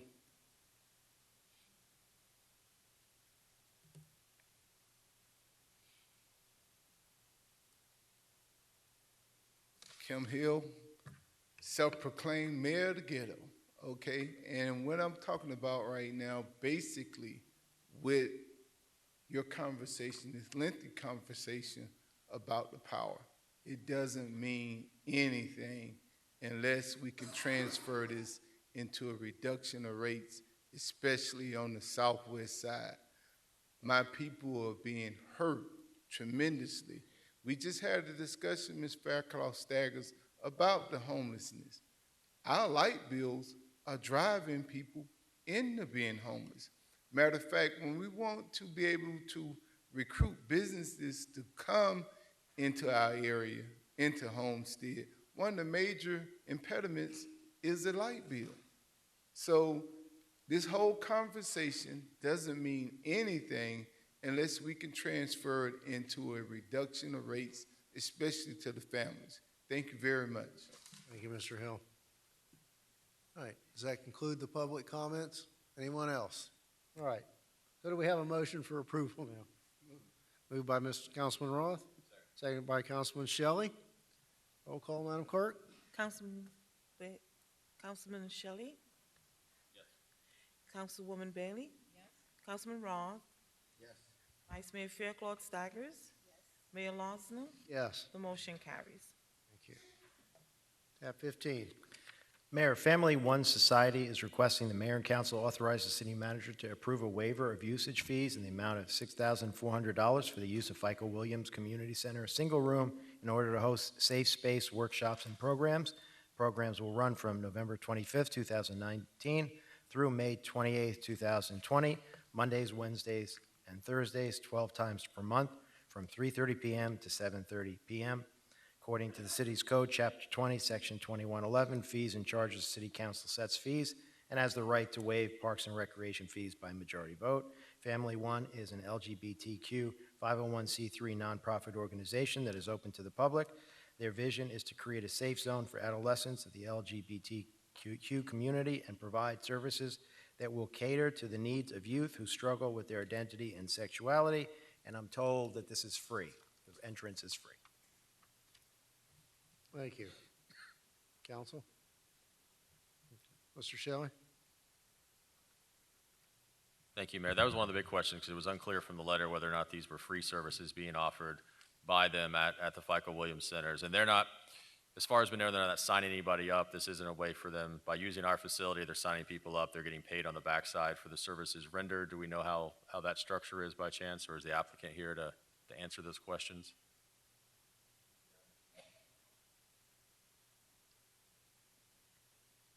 And while waiting for that, the other question I have too, the only other concern I have is that we have allowed the FICO Williams Center to be used before. The only concern I have with this one is that typically we've allowed it as a, maybe it's a quarterly meeting, maybe it's once a week, it's once a month. It's more on an infrequent basis. Well, they'll be there, for a certain period of time. But this one we're talking about for a lengthy period of months, Mondays, Wednesdays, and Thursdays from 3:30 to 7:30. So you're eating up a lot of the time, or a lot of the available space and ability for that facility to be used by other organizations. That's the only other concern that I have, is just locking that down and not, allowing others. But if you could answer the question on the fee aspect. There is no fee. It's free of service, open to the community.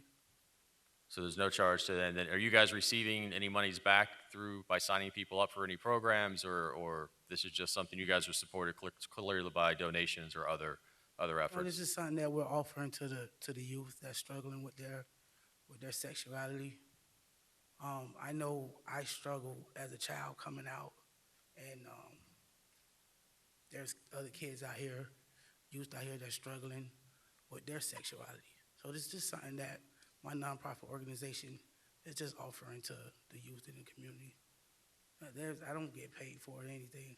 Okay, perfect. No, thank you very much.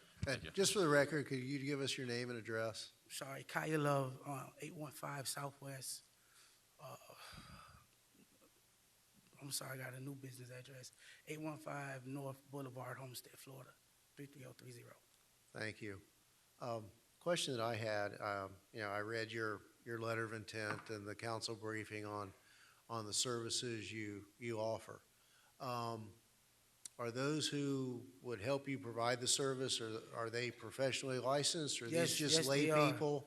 Yes, sir. The tutors that we have, so far I have 3 math teachers, 2 math teachers, 1 reading teacher. The nurses are registered nurses. Okay. Yeah, And- they'll be teaching a course on safe sex. And they're all volunteering their time for Yes, your sir. organization? Yes, sir. Okay, thank you. Yes, sir. Anyone else? Yes. I'm sorry, Vice Mayor. Yes, thank you. Question and a comment. Do you currently work with these students already? The students? Yeah, the population that you're targeting, are you currently working with them? Or Yes, this I will be am. the on-ramp to No, that? yes, I am a part of the community, so I'm with them all the time. Where do you meet? Is it informal? You meet at different places? You don't have a facility? At different locations. Ah, okay. Yes, ma'am. Parks. To be fair and consistent, a couple of months ago, we had Read to Succeed here, who wanted to provide after-school programming at the FICA Williams Community Center for a block of time. So it was a couple $1,000s in waiver of usage fees in order for them to operate out of there. But we offered a solution for me to work with them to operate at a different location because of the block of time that they were requesting, and this is the same. And traditionally, we have supported nonprofits when it was a single event or infrequent. But in blocks of times like this, we kind of offer solutions so that we didn't block up that space for a particular amount of time and hours. So to be fair, I can't support this when there is another nonprofit who work with children after school, which is very passionate. For me, we did not move forward with that. We offered them a different solution. So we can come up with something else to be able to support them in that pursuit. I'd be willing to entertain that. Thank you. Councilwoman Bailey. Thank you, Mayor. I think this is a really important program and something that we definitely should have. My suggestion would be, there are a lot of programs coming out of FICA Williams right now. We just started one for high school prep, SAT prep, job placement, and we're having a hard time getting students there. We have coaches that are assigned to different groups. So my suggestion would be how many children would you say you work with on a weekly basis? Right now, I have 18. You have 18? Yes, ma'am. Okay. Personally, I would like to see maybe fewer meetings, and you come back to us in a couple months and show us where the program is. And if you're reaching a lot of kids and we're doing a good thing, then I would be more than happy to support it. But I would just like to see that you've got that attendance coming in, and that it's not taking up it's been rough trying to find openings for FICA Williams. We're trying to move the Southwest Advisory meetings there, and I'm having a hard time. So I know that there's a lot going on, and if it is a program where there are a lot of students that are interested, I would be all for it. Maybe you could change it to be once a month or twice a month for now, and you show us those attendance records and that it is a program that is thriving in the area, and I would be more willing to support it then. Yes, ma'am. Yes, ma'am. Would that reduction still allow you to do your program? Yes. Okay. Yes, sir. So then you would be agreeable to, what was this, twice a month? Could you not choose Thursday? No, maybe talk it over with the kids, see what days they are more willing to work. And if it would be 2 days a week, you can come to me personally. I'll waive the fees for FICA Williams for 2 days during the month for the next 2 months, let's say. Yes. And then you can come back to council, if that is okay with my colleagues. You can come back to council after that, and we can see if it's something that we would waive for a longer period of time. 2 days a week. No, you'll have your program 2 days per month for the next 2 months, and then you can come back to council and show us the attendance and how the program's doing. Okay. Not like a first Friday thing. Okay. So any further question? I'm sorry. Mr. Roth? Thank you, Mayor. Just a couple of questions. This is a relatively new program for you, right? I mean, you just incorporated, just got your 501c3, looks like in June of this year. Is your goal to just simply have a permanent location so you're not moving from park to park to park, place to place to place? Okay. And in the same realm of questioning with Councilwoman Bailey, is it necessary to do it 3 times a week each week? Or could you, I mean, are you doing that now? Is that your routine now where you're meeting 3 times a week? Twice a week? Okay, because in this it was 3 times a week, if I remember right. Okay. And you're having full participation in each of these meetings? You're getting 18 students or, right. So do they prominently live in the southwest area, or where are they coming from that you wanted, you picked the FICA Williams Center? Okay. Okay, so they're coming from outside of the city as well. Okay, which is okay, because you know, I haven't heard of any support groups like that that are local in our area, and I'm sure it's desperately needed. But I think it's more of a working out the logistics for you, the timing for you, and it may not even be the FICA Williams Center that you end up at if you need that much time and space. So I'll hear more comments, and then we'll figure out if there's something that we can do collectively, you know, for you to help you with your goals, okay? Thank you. Thank you, Mayor. Vice Mayor? Yes, thank you. Have you reached out to the city of Florida City? And what was the response?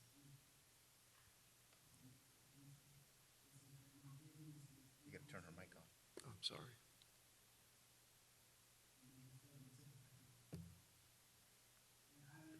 Wait one Wait a second. minute, I'm trying to get your mic turned on here. There we Okay, go. There you go. Okay, can you repeat what you just said? Yeah, I went there first. You went to because- the city of Florida City? Yes, because someone was telling me you should try City of Florida City. They have that Pioneer Museum over there. If you're a nonprofit, they'll waive the fees. I went over there. I submitted the same letter that I submitted here, and I didn't get a response back. So I went down there to see, you know, have you guys looked over my letter? And they told me, we don't know who told you that we waive any fees because you're a nonprofit, and we don't care. You have to pay for the building like everyone else. And she told me that I should come to the FICA Williams building, and they told me that, oh, and plus your business is in Homestead.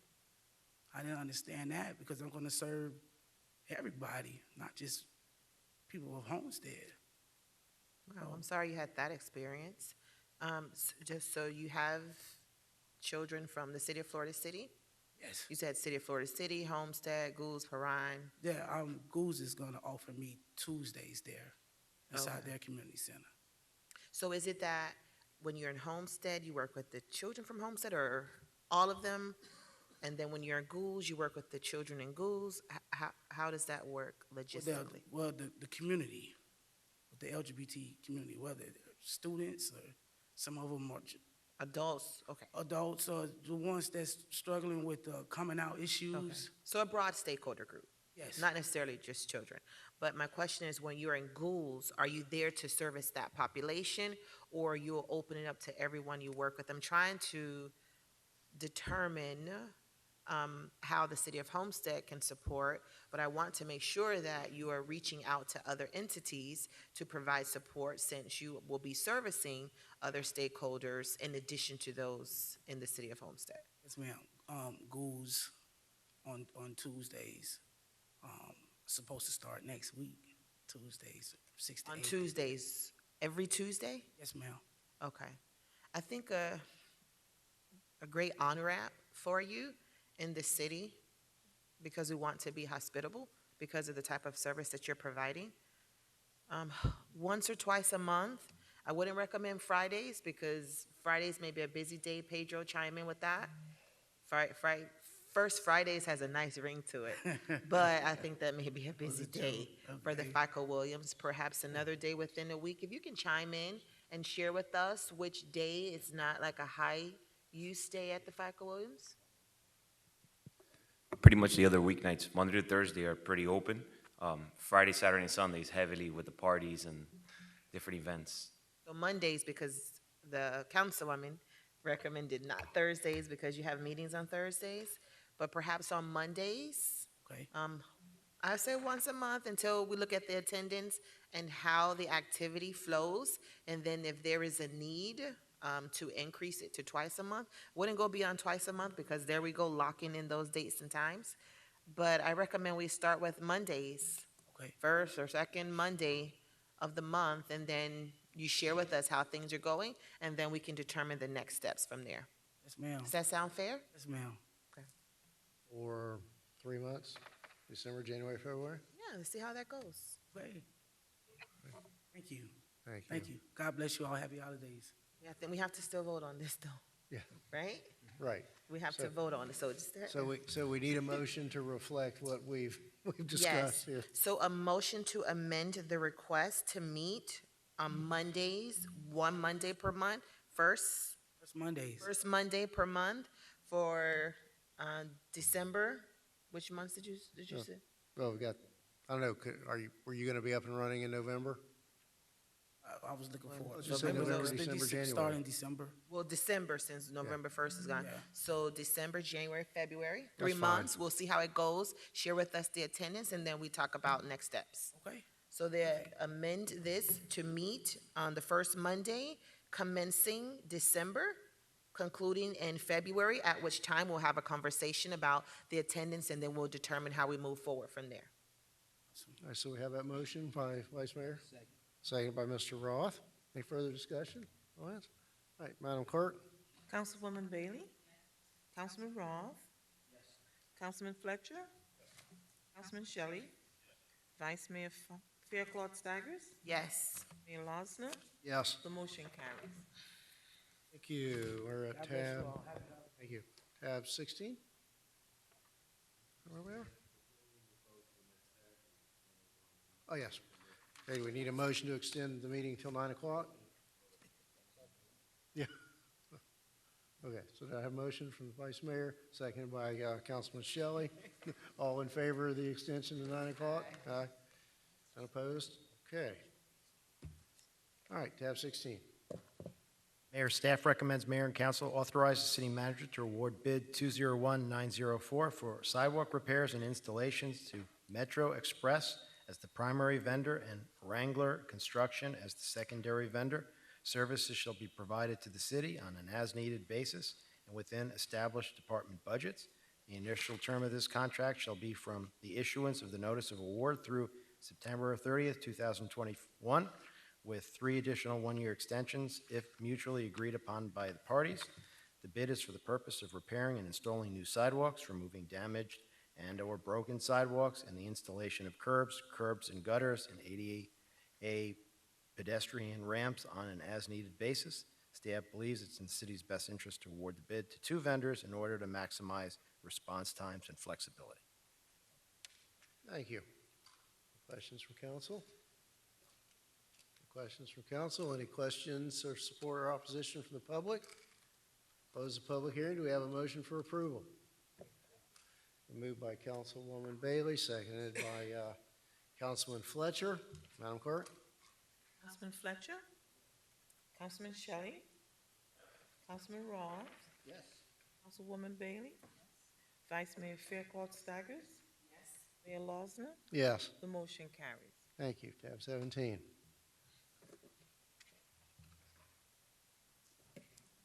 Thank you. Yes, Mr. Mayor, tab 17 is a resolution of the City Council of the City of Homestead, Florida, authorizing the city manager to enter into an agreement with Start Off Smart, Inc. for the creation and funding of a gap funding program, providing for implementation and providing for an effective date. Thank you. Mr. Manager?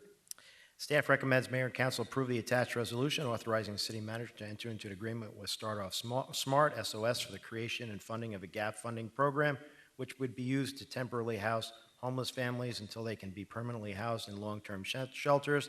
The program, program cost would be $51,050.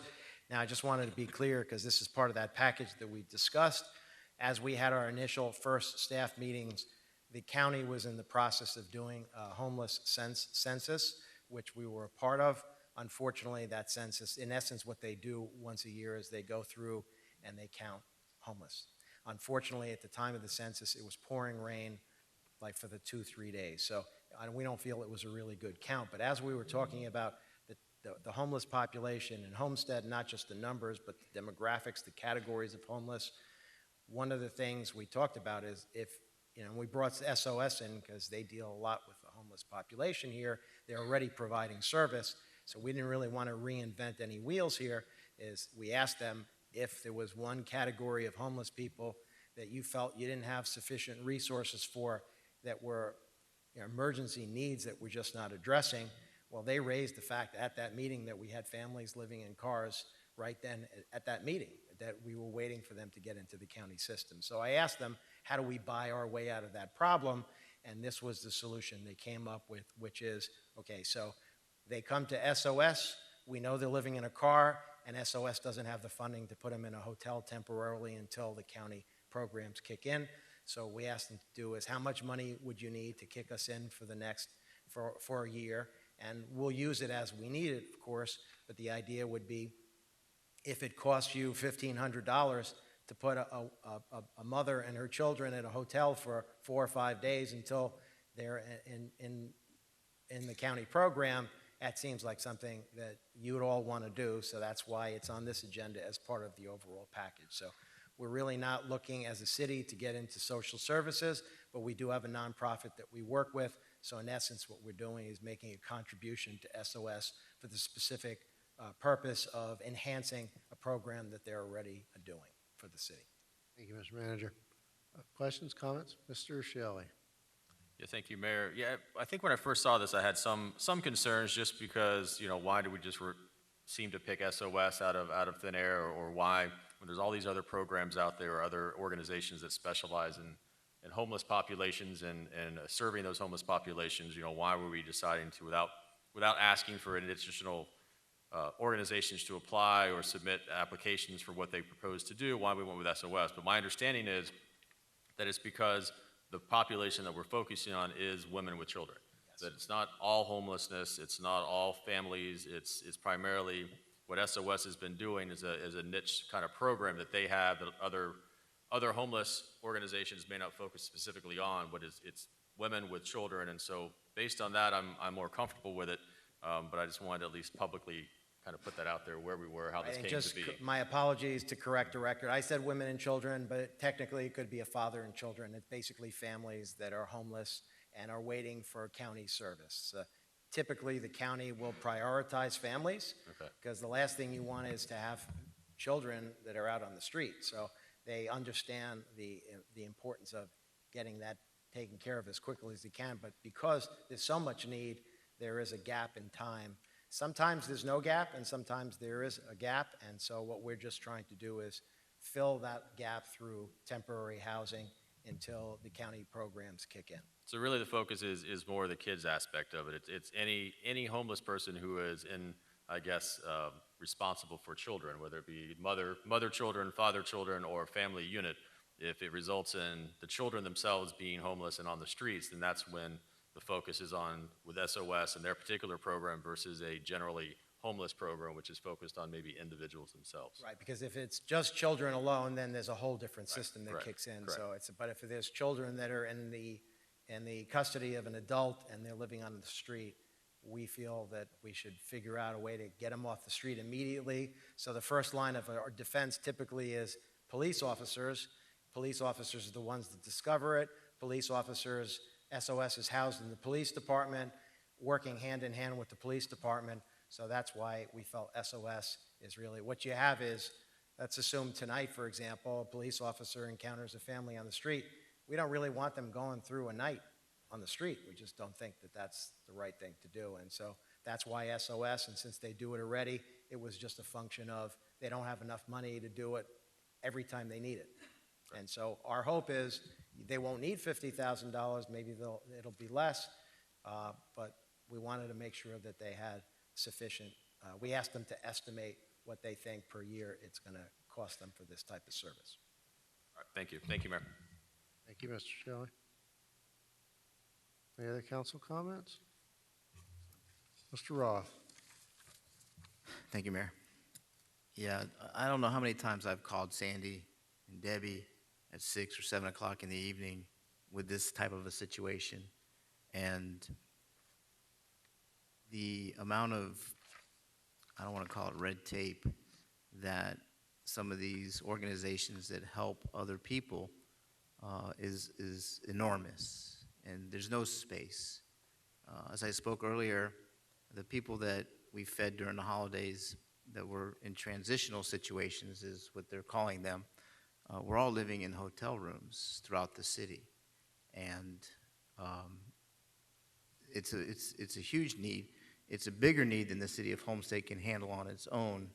And maybe as we speak about traffic lights and other things, we need to put more pressure on county dollars that come our way too, to help us help others. And the Homeless Trust, I know they do a lot of things and they help a lot of organizations, but with the programs that we are talking about implementing and doing, these are human services. These are people that are out there on the streets that need a hand up. They don't want a hand out. They just need a little help. And, you know, I'm going to support this and anything else that SOS does for our community, because they truly do the work for others out there in our community. They do the human spirit stuff that we really, truly need. Thank you, Mayor. Thank you. You know, I'm supportive of this. I'm going to vote for it, but let me live up to my reputation and play devil's advocate for a second. Sure. You know, clearly we've heard earlier tonight that other cities in close proximity said, go to Homestead. They'll give you a space. They've got money. Don't bother us. And I'm fearful that we could find ourselves in a situation where many of these cities in close proximity to us who don't have their own SOS type programs, you know, the word may get out, go to Homestead. And then, you know, a regional problem is going to be a tsunami on our resources, when I think, you know, the intention here is to help our people first. And I don't know how we reconcile that. I guess we're maybe, you know, keep some statistics as to where the people that we provide services for with this grant money, where they come from.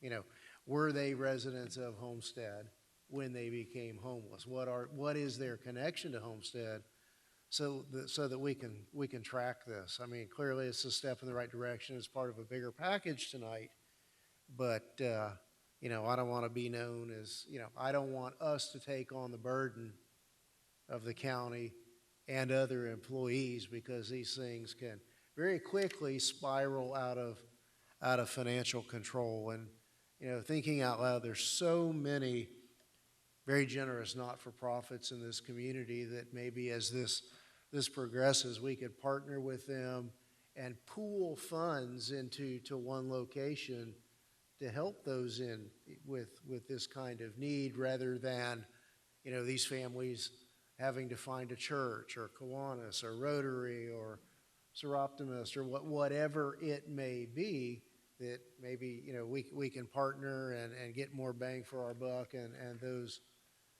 local charitable organizations and service organizations to enhance and really their monies could be really, I think, enhanced by our administrative abilities. So, you know, as this goes forward, I think that's something we need to look at.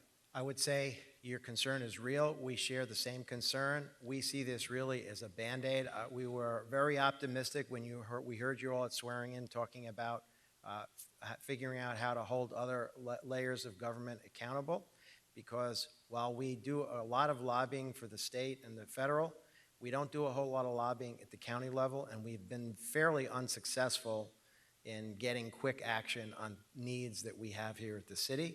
And I would say this, it should be shocking to every resident of this county that on any given night, there are children sleeping out on the street. And the idea that, oh, geez, we don't have enough funding so that you'll have to wait 2 weeks before you get into the street. I actually was shocked to hear, because I always felt that the children, just by state law, require immediate attention. It was shocking to me to find out that there's actually children living out on the street tonight as we're having our meeting with city staff. So I totally agree. You start ringing the bell here that you got free housing for anybody, you'll get people from all over. The best solution to that is for the county to provide the funding necessary to make sure that on no given night, on any given night, there are no children sleeping out on the street. I mean, that is a disgrace. And so I would agree with you, Mayor. I think that should be on your priority list of getting the county to be responsible. We're very pleased Commissioner Cava was actually out during the census with the group counting homeless. So she's very in tune with some of these homeless issues, but I'm not sure how many people really know that the lag time it takes to get children into a system for homeless programs it's shocking. Thank you.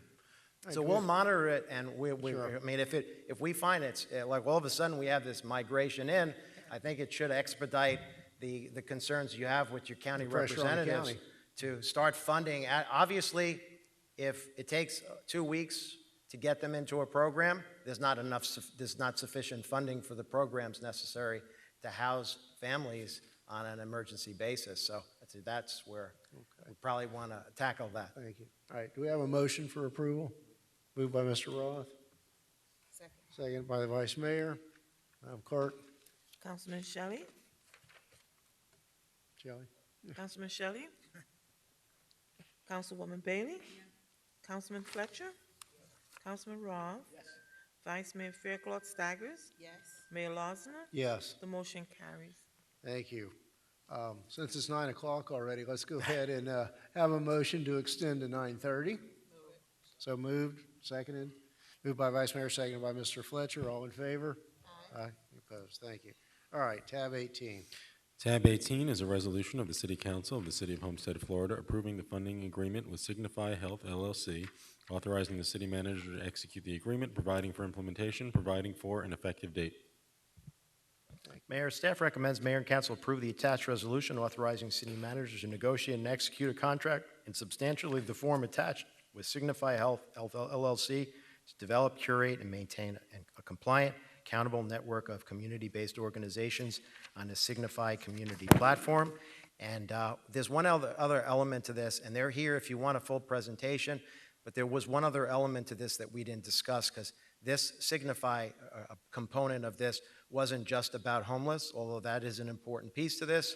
It was also about a need that came to us from Homestead Hospital, which is that they're a nonprofit organization that's providing health services to the city, and on any given year, they're losing somewhere between $20 and $40 million servicing our population and the surrounding areas. And so the question was, how do we help them as well? Because the emergency room is becoming, in many cases, the first entry point into the health care. So people have issues, in the first place they're going is to the emergency room, which is the most expensive first way to get your treatment. So what we're trying to do here is to try to figure out how to help them out and also help out the residents that we feel shouldn't be going to the emergency room first. And if they have more proactive approaches to their management of their health, they'll be healthier, and they won't have some kind of crisis that leads them into the emergency room. So I know each of you got individual presentations. So my question is, are you comfortable with what you have, or do you need the presentation tonight? Council, yeah. Okay, great. Okay, so any further questions or comments from council? Mr. Shelley. Thank you, Mayor. Real quick, just, I think the program is great. I've gotten the presentation. I was very excited when I first heard about it. I think it's a really unique, cutting-edge way of addressing, some of these afflictions and bringing in all the CBOs all across the city and regionally, but for our purposes, the city, and letting them work together to solve the same problem. Because each CBO brings something else to the table, whether one's focused on diabetes, the other's focused on health issues and things of that nature. So I'm very excited about it. The only thing I just wanted to put on the record was I know that tonight the package is all about homelessness, and that's a very important cause, and that is something I'm glad we're focusing on. But I also think that from an impact perspective, although the census numbers may have been low, you're talking about maybe 100 homeless or so in the city, where there's probably thousands of people, in our population of 75,000 that are dealing with diabetes or other health-related issues. And so what I want to make sure of is that we kind of get this program focused on the larger number of population within the city as soon as possible. I know that's the plan, is to expand this as we move forward. But I just wanted, for the record purposes, just making sure that we move on to that as quickly as possible, because I think there's a larger population of people that we can serve and impact more immediately, as well as for Homestead Hospital's purposes of trying to save them their dollars to help them continue to be a productive member of our community. So I just wanted to put that on the record. But Yeah, I do support and it. for the record purposes, that's absolutely what the program is and the total intent of it. And as you can see, the idea that Homestead Hospital is willing to put money into this as well, which we're very grateful for. The track record of this company being able to reduce costs, we think that reduction would not, by definition, you wouldn't be able to get all those costs reduced by just a homeless population. Correct. And so it really is, the hospital is going to be the first line of defense in steering patients to the service providers. And also we have police and other agencies that'll help with that as well, but it's going to be people of all types and conditions, not just homeless. Yeah, no, thank you very much. Thank you, Mayor. Thank you. And just, again, for those in the audience and those who may be watching, let's recap. We started out by establishing an ordinance to humanely and compassionately help transient people to not live in the rights of way in the public domain. And we've created funding to house families. And this program will take it a step further. And these are all predicated to try to funnel these folks in need to this health network, as well as those in our community who are uninsured or underinsured, who also place a burden on our world-class hospital facility. So while our first conversations were geared to homeless, we are now phasing in and being inclusive of those who unfortunately have to use the emergency department as their primary care provider. So that's the next piece of the puzzle here to I guess unify all the providers and simplify that healthcare bureaucracy. One of the examples, for example, in the presentation that we saw is that by adopting this, there are situations where there might have needed to be 27 different HIPAA consents for disclosure, even consents to these services that provide transportation to appointments are covered by these privacy rules. So, just that simplification of this network can help us resolve all of those kinds of issues with one consent. And all of these providers will have the immediate ability to know the admissions history, the law enforcement history, treatment history, prescription history of that person, so that, when they wind up at a given provider, they can be better and more efficiently provided for. So that's where we are. At this point, in the next couple items, we're going to see that the Baptist system is contributing $330,000 over the next 3 years to the city to fund, substantially fund these efforts as a test program. And I would add that as they've been very successful in San Antonio and in, was it Iowa or Idaho? Iowa. Iowa. Iowa, yeah. And I had a conversation with some staff that, seemingly, the San Antonio experience might be very similar to what we have here in terms of those who are undocumented in our community and, having them trust that availing themselves of these services are not going to put them at risk. And, the flip side of that is we take the burden off of our healthcare providers. So it is, this is really, really cutting edge, and as we talked about in our swearing in the other day, we are a mature big city now. And this is part of acting like a mature, larger city as standards go. So, do we have a motion for approval? Moved by Vice Mayor, seconded by Councilwoman Bailey. Any further council discussion? You pushing your button? No? Okay, all right. All right. So, roll call?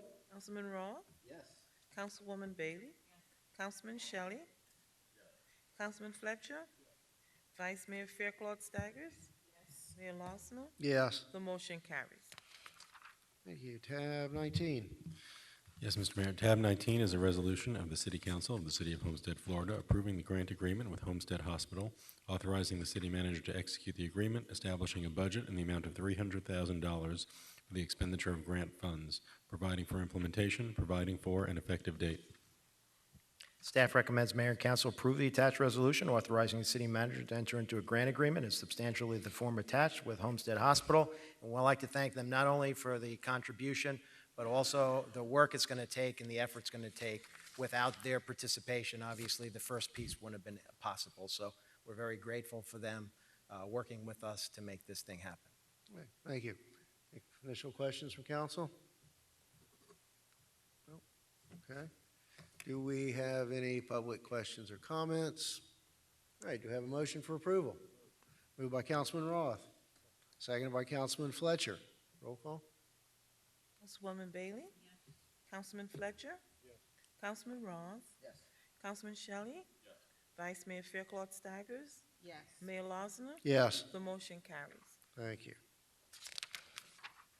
Moving right along, tab 20.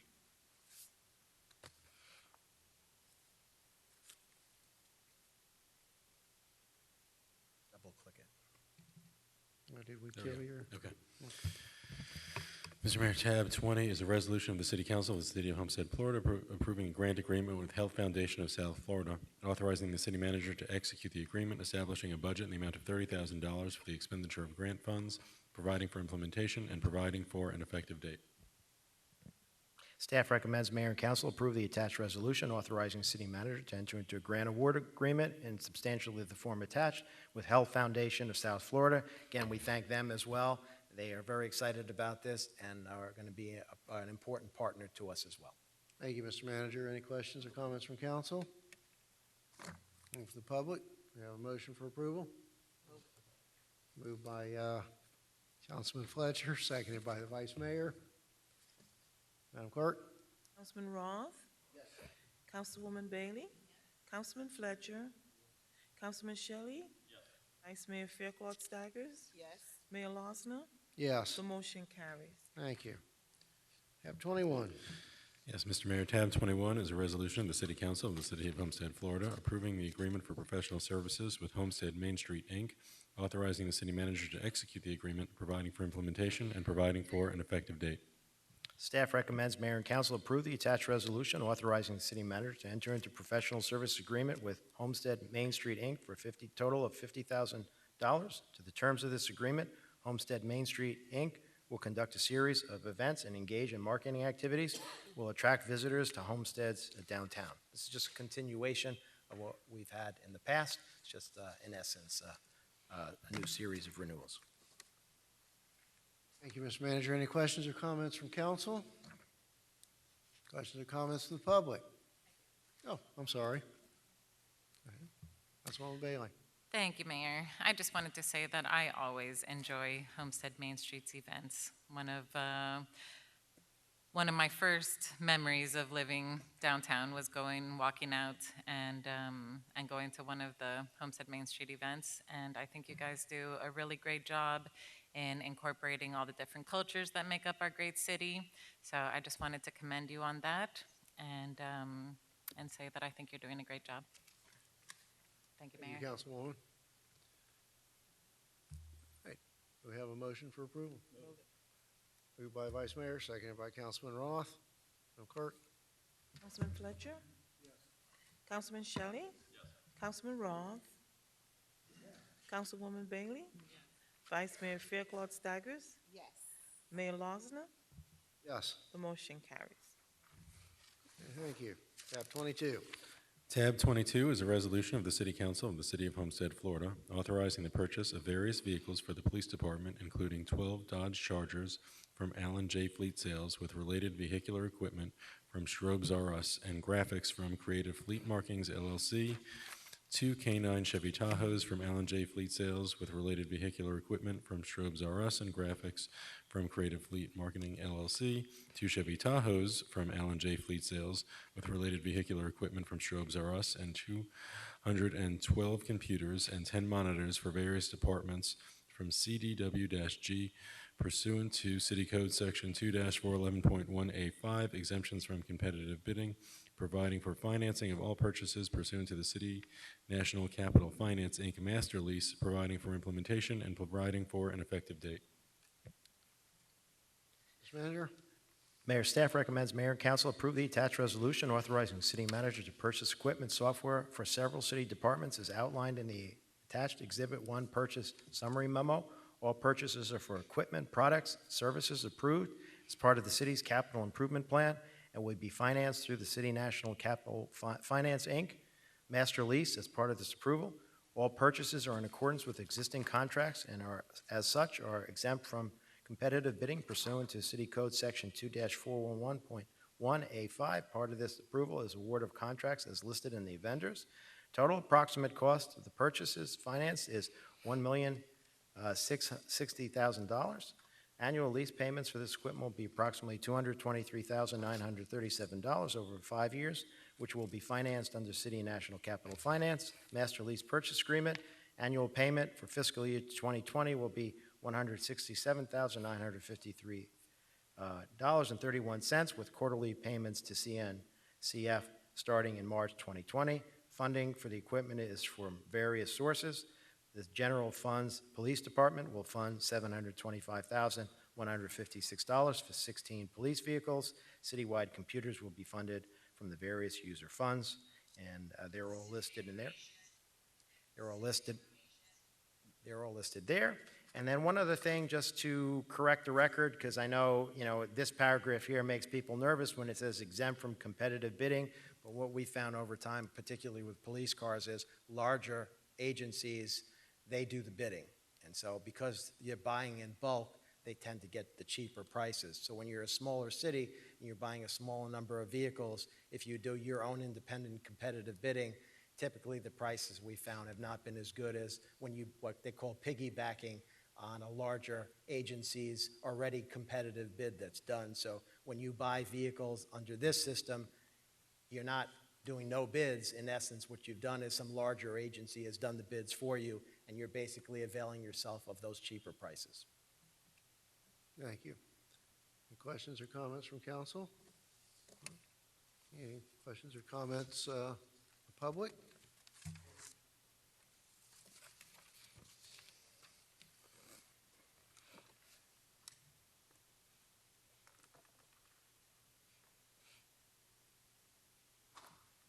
While Mr. Hill's coming up, Mr. Manager, these are car leases. We're not purchasing them, so that at the end of the lease, we don't have to sell them as surplus. We just Correct. go lease new ones. Thank you. Mr. Hill. Yes, sir. Mr. Mayor, a large number of people voted on you, and they said we want a body camera. Mr. Fletcher, a large number of people voted for you. They said we want a body camera. Matter of fact, all the candidates, except Mr. Roth, came up, and the public said, I want a body camera. Matter of fact, there were surveys that were put out. It seems strange that we could come up and find the money to be able to fund certain things that we want. There's an old saying in the ghetto that says, you beg for what you want, and then you buy what you want and beg for what you need. This is kind of strange. So, Mr. City Manager, Could you use those same resources? Could you use that same ingenuity in finding us money for a body camera? Let me ask you this. How many of those cars will have dash cams in them? Just a general dash cam to be able to come and meet some of the needs of what the public is crying for. How many would those cars be equipped with a dash cam? Remember, the major theme in this campaign was transparency. The general public, we like to say, oh, it was about congestion. Yes, congestion was a major issue, but the other issue was transparency. So the question remains, can we provide the revenue, and can we search for the revenue of what the public is begging for? Transparency. Thank you very much. Thank you, Mr. Hill. All right, I believe we have a motion for approval. A roll call? We did have a motion, right? No, okay, so we have a motion to approve this purchase. Moved by Councilwoman Bailey, seconded by Councilman Roth. Councilman Shelley? Councilwoman Bailey? Councilman Roth? Councilman Fletcher? Vice Mayor Fairclough Staggers? Yes. Mayor Losner? Yes. The motion carries. And we're at tab 23.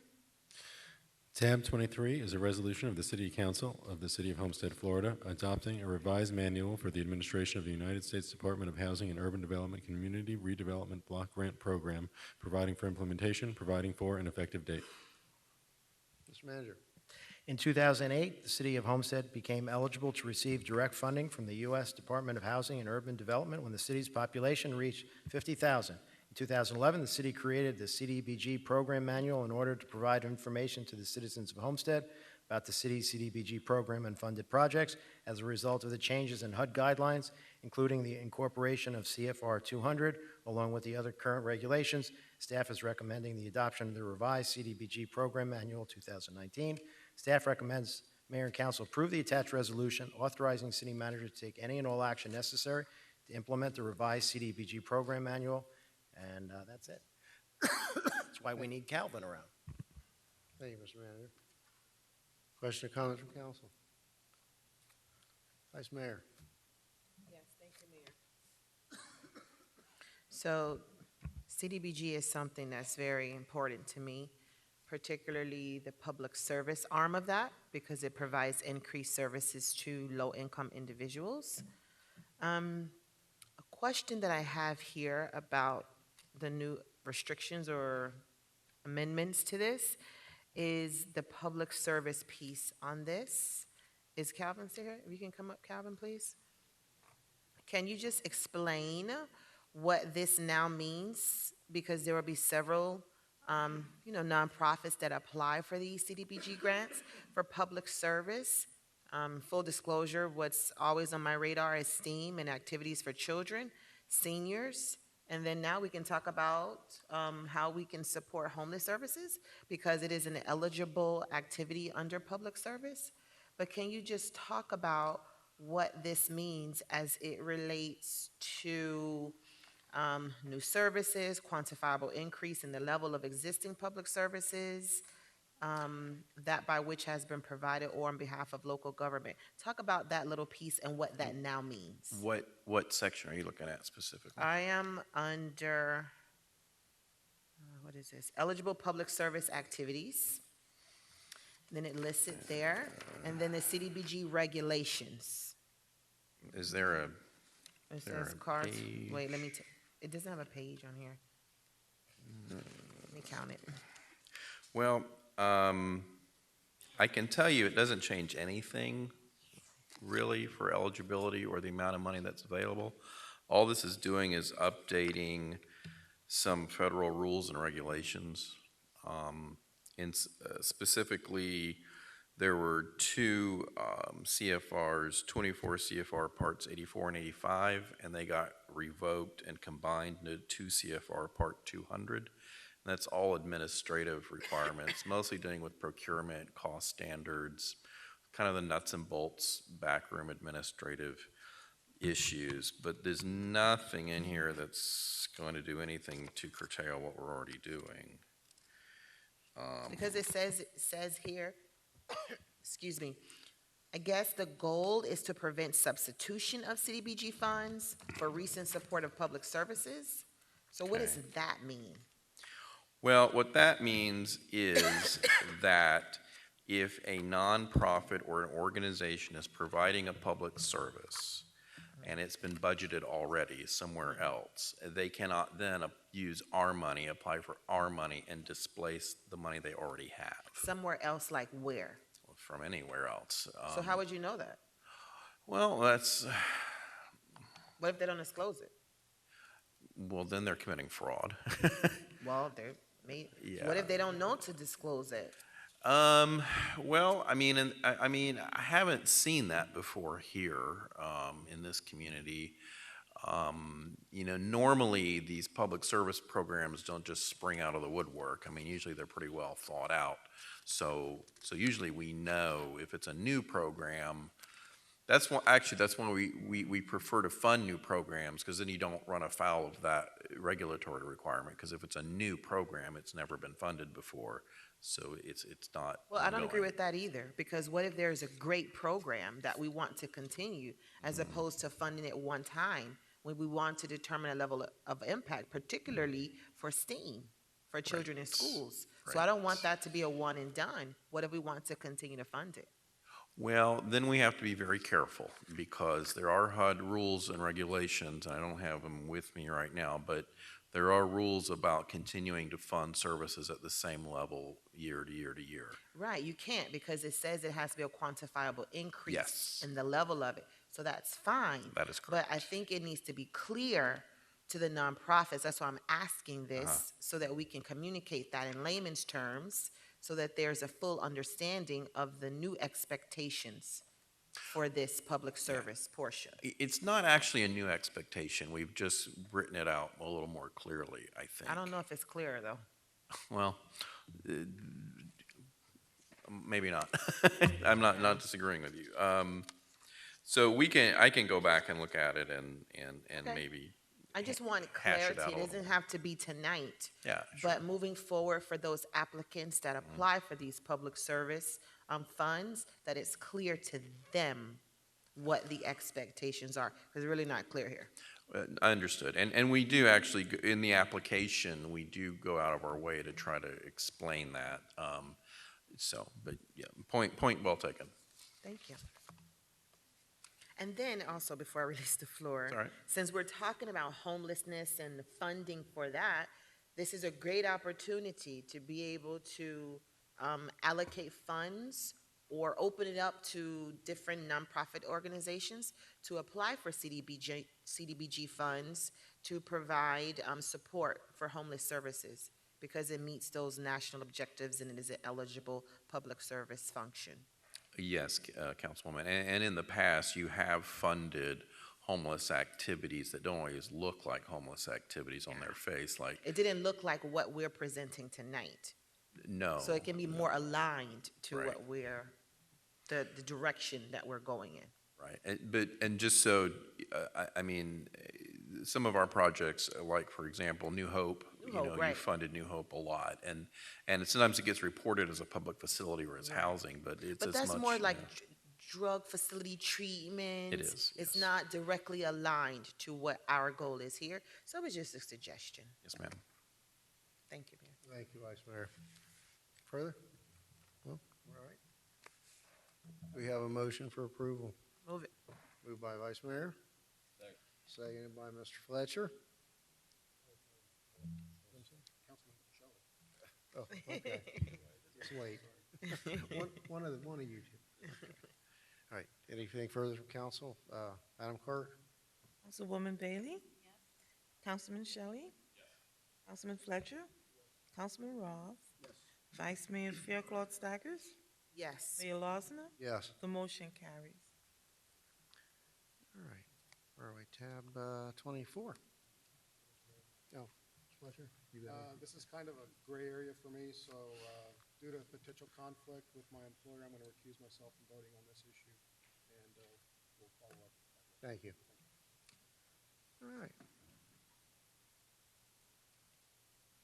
Tab 24. Double click. There you go. Thank you. Yes, Mr. Mayor, tab 24 is a resolution of the City Council of the City of Homestead, Florida, providing authorization to participate in the Florida Municipal Power Solar 2 project, subject to certain conditions provided for in this resolution, committing to a designated number of megawatts and dollar per megawatt maximum price in the event Solar 2 project is established by Florida Municipal Power Agency, designating authorized officers, approving and taking certain other actions, providing for severability, providing that this resolution is a conditional contract between the City of Homestead and Florida Municipal Power Agency, providing for an effective date.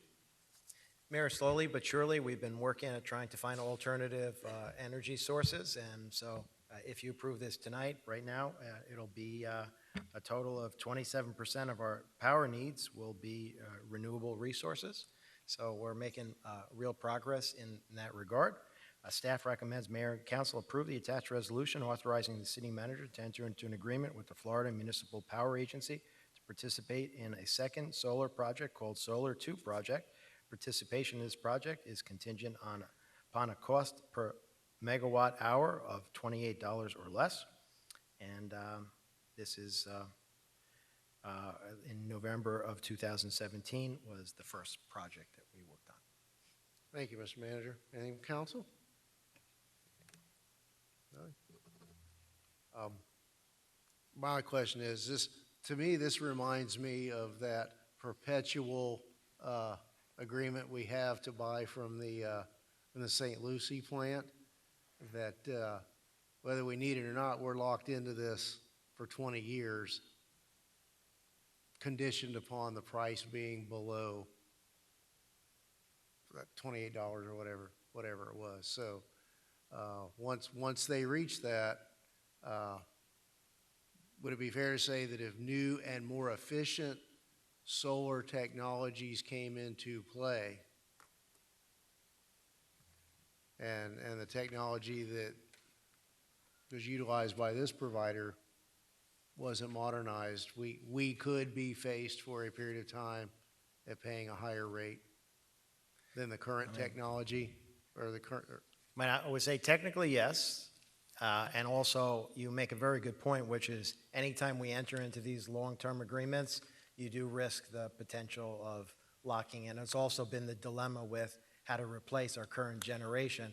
And you go ahead and you invest $40 million in brand new generators, and then 3 years from now they invent something that's so much better and doesn't rely on fossil fuel. And so that has been the dilemma with the utility over the decades, is how, what are you getting yourself into? So Barbara, do you have anything else you want to talk a little bit about how risky of a proposal this is in terms of the latest and greatest if something else comes in on the solar part? Because also the other dilemma has been for us, it seems like there's a general consensus that if we as a energy provider can wean off fossil fuel and try to address many of the concerns people have about climate change and the various issues involved there. And so we've been trying to find power sources that don't create the same kind of issues that fossil fuels create. And so with that segment of the power, there's a lot of pros and cons to it, certainly with solar being one of them. Barbara, anything else you want to talk about mitigation of risk?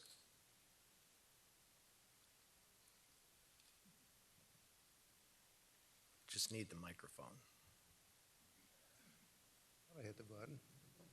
You got to hit the button and then should be good to go. Unless my answer was so good, there's nothing you can add.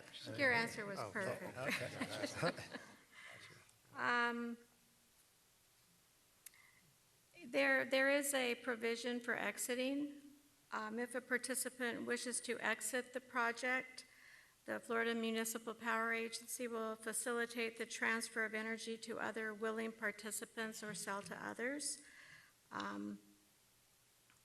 So there is a provision. We do have a representative here from Florida Municipal Power Agency if you wanted him to speak as well. but there is a provision for, What if there's no willing participants, though? Then you have an issue, right? So Correct. I don't want to leave you with the impression that there's no risk here at all. I'd say it's a very similar risk to the previous one that you just approved, which is you're kind of locking yourself in for a period of time, and the fact that the rates are low enough, they feel like it's a good risk, but you never know. Yeah, if I may, you see the comparison on the pricing. With this product at $28 a megawatt hour or less, you compare that to our current average cost of almost $65 a megawatt hour. So at least in the short term, we know that those prices are going to be significantly better than the prices we've been paying. We just can't guarantee 3 years. I mean, No, I it's, just wanted to point that out, that it's a long-term contract we're locked into, and clearly Absolutely. the technology is finally started to evolve where it's not just a rooftop residential application anymore. absolutely. Thank you. Anything further from council? All right, we have a motion to approve. Moved by Councilwoman Bailey. Second by Mr. Shelley. Anything from the public? Roll call, Madam Clerk? Councilman Roth? Yes. Councilwoman Bailey? Yes. Councilman Shelley? Yes. Vice Mayor Fairclough Staggers? Yes.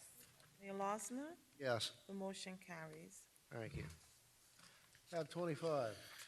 Yes, Mr. Mayor, tab 25 is a resolution of the City Council of the City of Homestead, Florida, approving the memorandum of understanding with the U.S. Soccer Foundation for a soccer mini-pitch, authorizing the city manager to execute an agreement, providing for implementation, providing for an effective date. Mr. Manager? Staff recommends Mayor and Council approve the attached resolution authorizing the city manager to execute a memorandum of understanding with the U.S. Soccer Foundation for a grant to install a soccer mini-pitch court at Roby George Park. This grant is subject to a formal grant agreement, which will be brought back to the council for final approval. U.S. Soccer Foundation is established in '94, was created to enhance, assist, and grow the sport of soccer in the United States, with a special emphasis on underserved communities. As part of their mission, they've committed to building 1,000 soccer mini-pitch courts by 2026.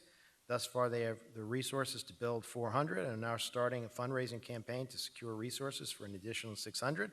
U.S. Soccer Foundation has selected Roby George Park to receive a soccer mini-pitch court from the foundation. The court would be placed on the exterior basketball court on the northwest side of the park. Thank you. Questions, comments from council? Councilman Bailey. Thank you, Mayor. I just wanted to say that when Pedro first told me about this, I was really excited. It's definitely something that we need. I think Roby George would be a perfect place for it, and I'm very excited to see how it works. It seems like a really interesting idea. Thank you. Thank you. Any further? Do we have a motion for approval? All right. Larry beat you to it, so Councilman Roth moved it. Councilwoman Bailey seconded it. Roll call. Councilman Fletcher? Yes. Councilman Shelley? Yes. Councilwoman Bailey? Yes. Councilman Roth? Vice Mayor Fairclough Staggers? Yes. Mayor Losner? Yes. The motion carries. Thank you. Tab 26. Yes, Mr. Mayor, tab 26 is a resolution of the City Council of the City of Homestead, Florida, approving the master service agreement between the City of Homestead for its police department and PROPHOENIX Corporation for the maintenance of certain police department computer servers, approving software license and software maintenance agreement, recognizing an exemption from competitive bidding pursuant to City Code Section 2-411B, providing for implementation and providing for an effective date. Mr. Manager. Staff recommends Mayor and Council approve the attached resolution authorizing city manager to enter into an agreement and purchase a new computer-aided dispatch records management software system for the Homestead Police Department from PROPHOENIX, Inc. The funding for this agreement is to be budgeted and approved annually during the city's budgeting cycle and is estimated to cost approximately $1.6 million over an 11-year period. The project is not part of the city's CIP. This request is in accordance with City of Homestead Code 2411B, which provides the City Council may waive formal competitive bidding in the best interest of the city by 2/3 vote of the council members present. And I don't know, Chief, did you want to have somebody talk about this? Captain? This is obviously the city's dispatch system, so a big item and an important item.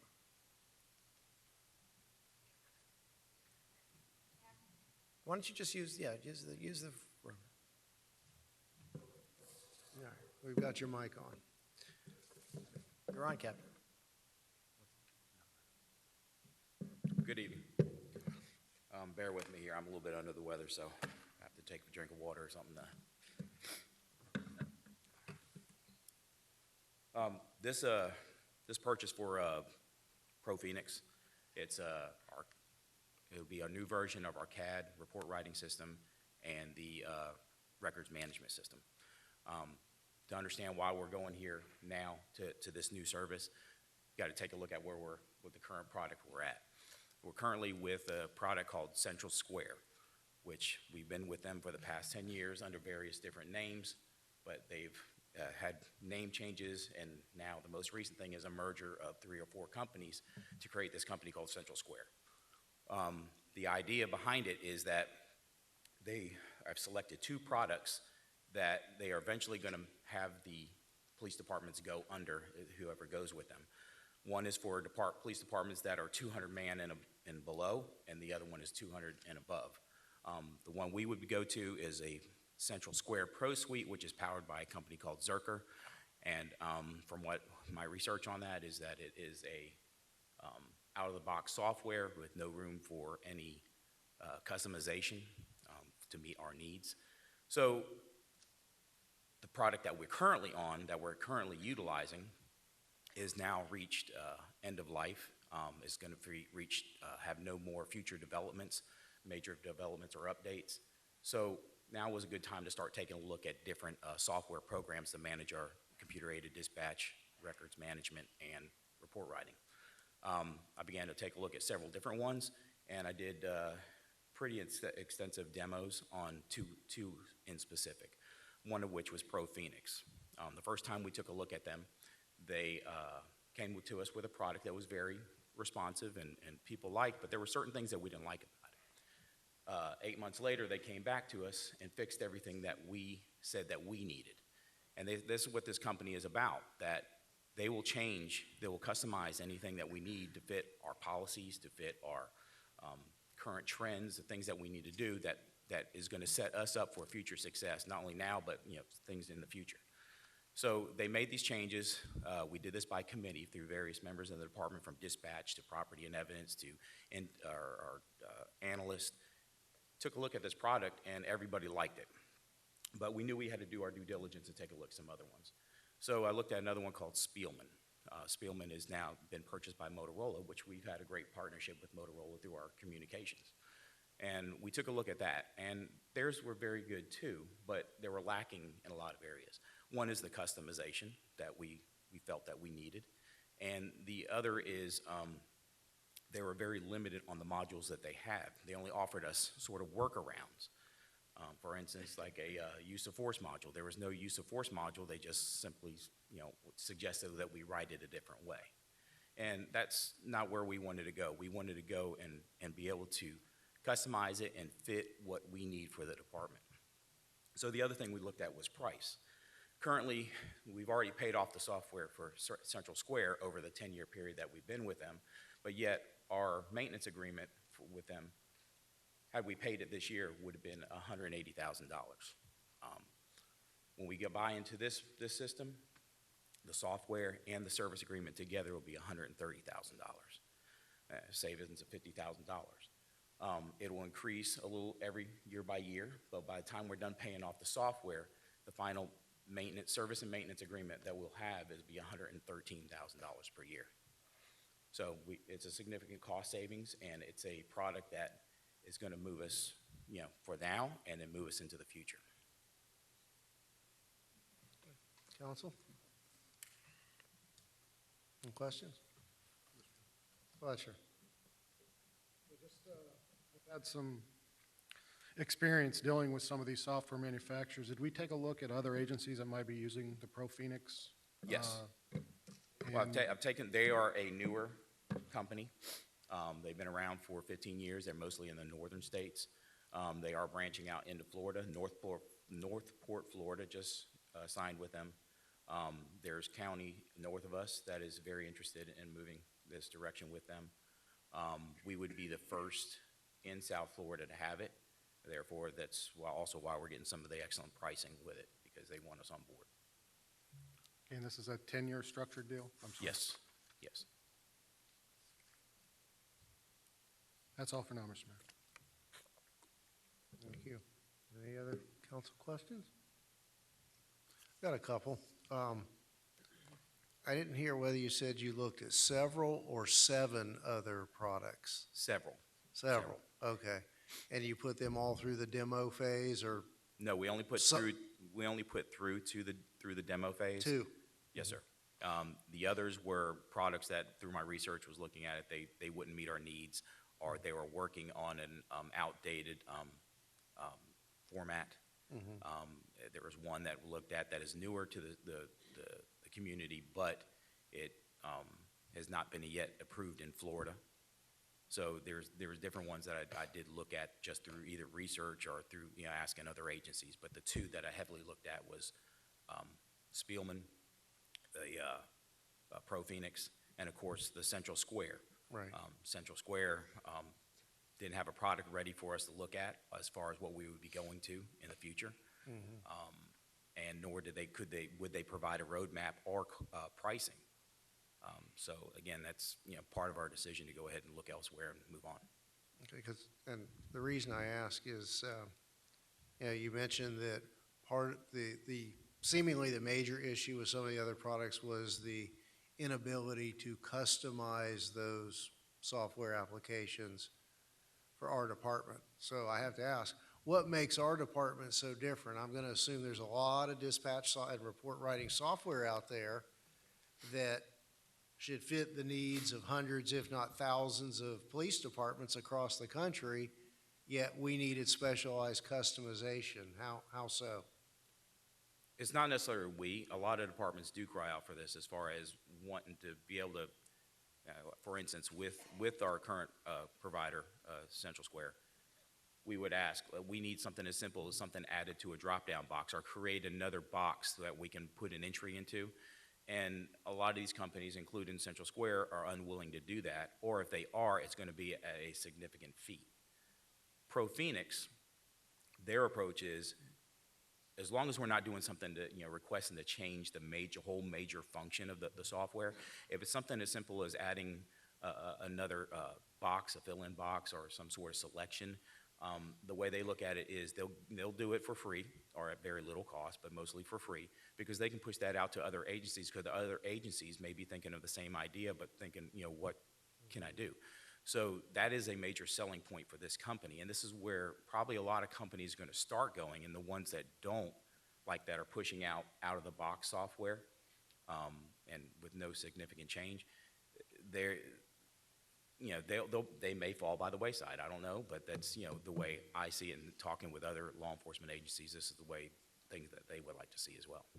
Well, just give me an idea of, okay, the other software you looked at and what put it out of contention was it wasn't customizable. What kind of cost differential are we talking about between this product and second place? Because you're asking me to spend $1.6 million on your assertion that this is the only product that will suit our needs.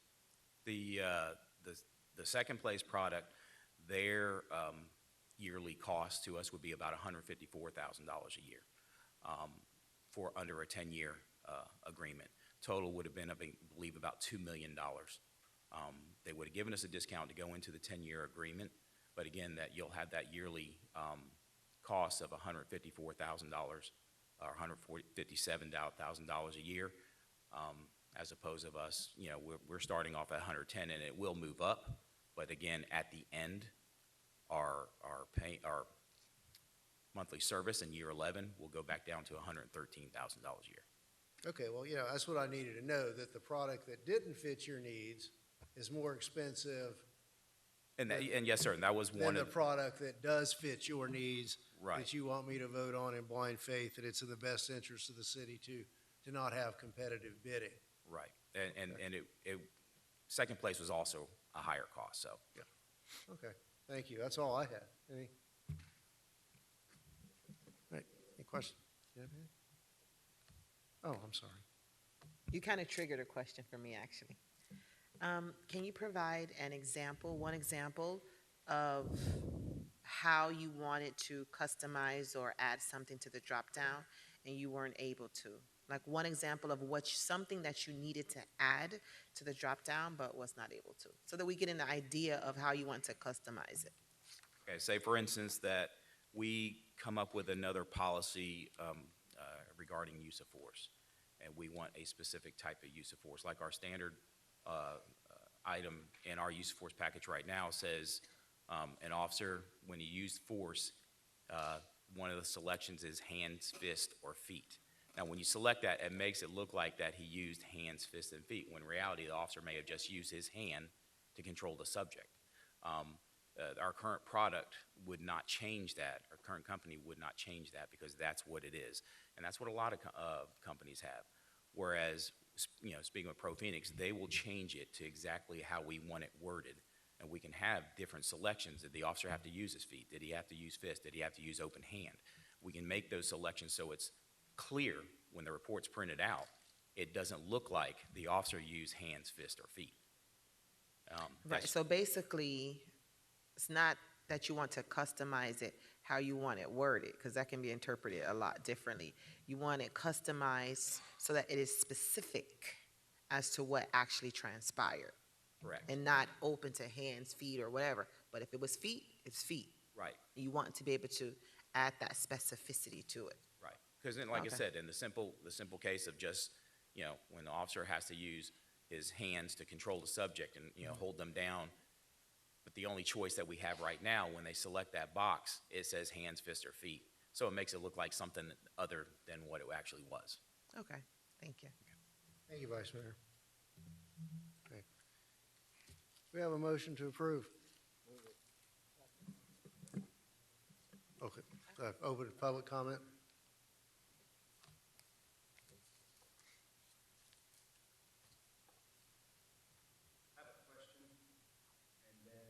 Well, first give us your name and address for the record and fire away. Walter Jenkins, 1436 Northeast 40th Road, Homestead, Florida.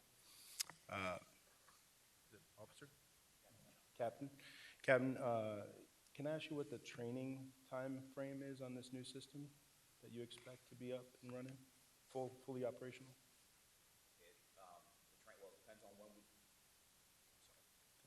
It depends on when we actually sign with it, but then it's part of a process that the company's going to sit down with each member of the different areas to help build the product and customize each module how we want it. For instance, property and evidence, or the K-9 module, or the jail module, the different things like that. And then we have a period where we're going to do a train the trainer. So they'll come in, they'll train different members within the department, then we turn around and we train everybody else. So the total time span, as in any deployment of a software of this size, could be anywhere from 6 to 8 months. So just a year at the worst case scenario, right? A year at the worst case, but probably anywhere from 6 to 8 months. And then, as a comment, we all know that technology is rapidly developing.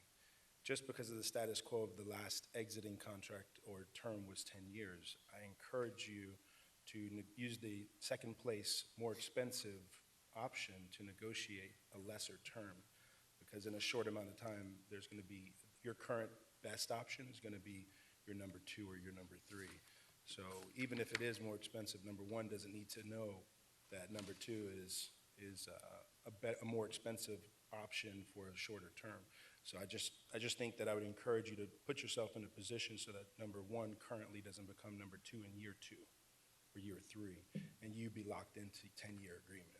So just my recommendation, because I know that technology is rapidly progressing, and I would hate us to be locked into something that doesn't fit our need 5 years from now. Right. And that's the thing about this particular software where, like I said, this is one that is going to be rapidly changing. As other departments come online with this, they develop it in a certain way, so it is pushed out to us. If we want to take that particular version of it, we will. So they develop a and they come up with ideas of where that technology, excuse me, where that technology should be going, they'll push that out to our department, and we'll take a look at it, and we say, you know what, we want that version now. That'll be uploaded to us. So the idea behind it is that we'll continue to evolve over the years as the product develops further. And they get to keep earning their keep in their contract. So I'm just saying that if they're earning their keep, then you resign, right? Right. It's a great opportunity for them to prove to you that they deserve your business again in the future. Got it. Yeah, thank you. That's it. Thank you. Okay, I think we had a motion and a second to approve. Yeah. Oh, go ahead.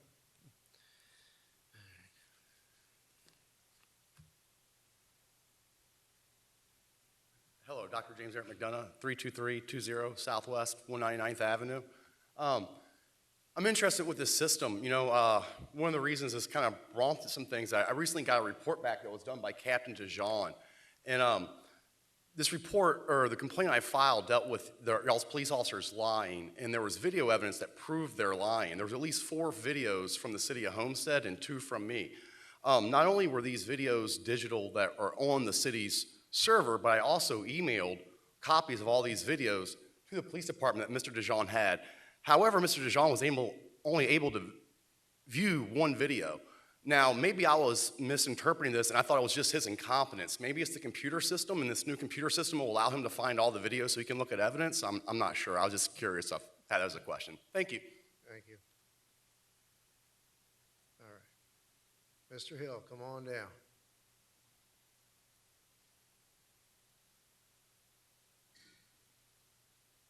Once again, Kim Hill, representing the Southwest Side. I want to thank you, Mr. Larson, for those excellent cogent questions pertaining to this situation. Now, we're still coming back.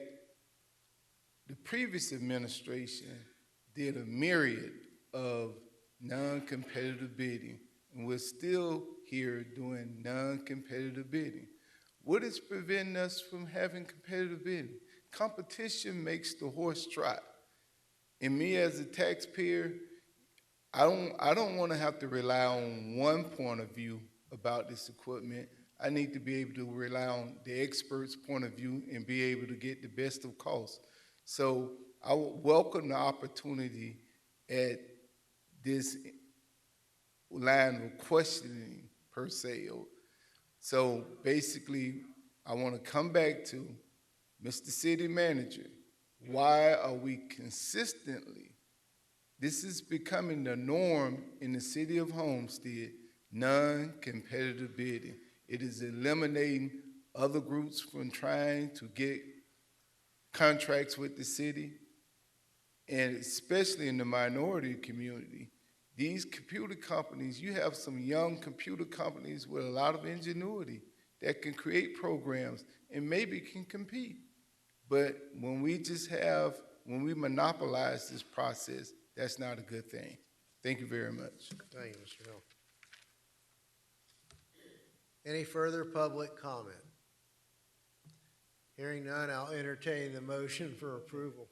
Moved by Mr. Roth, seconded by Mr. Fletcher. Madam Clerk?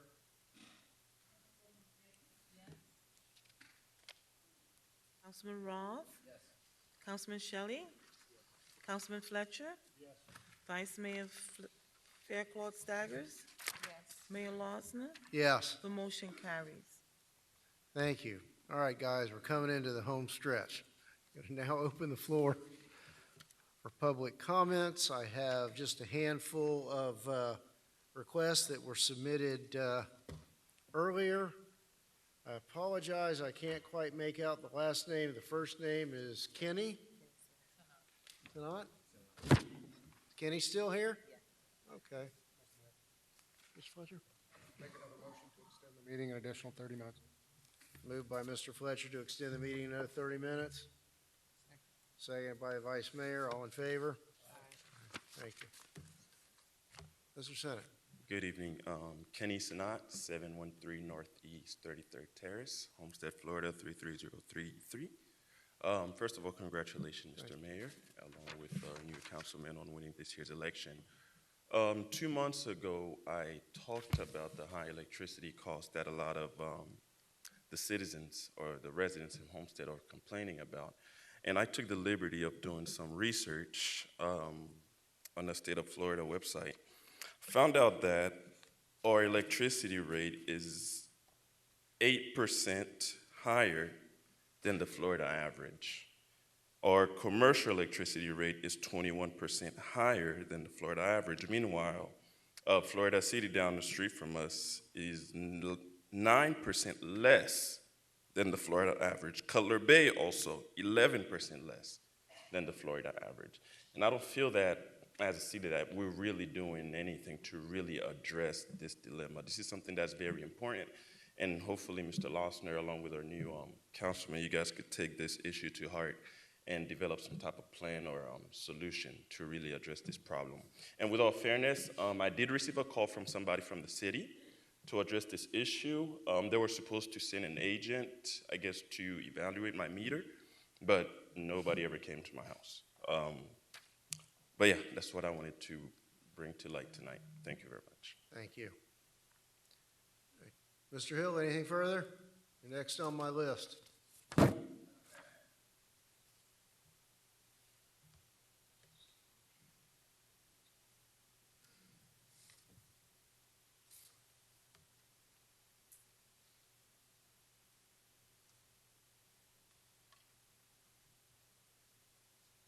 Mr. Grassi, I want to thank you for doing the election process, having such an excellent city clerk who managed and great service. That whole department treated me with extreme kindness, so I want to thank you very much for that.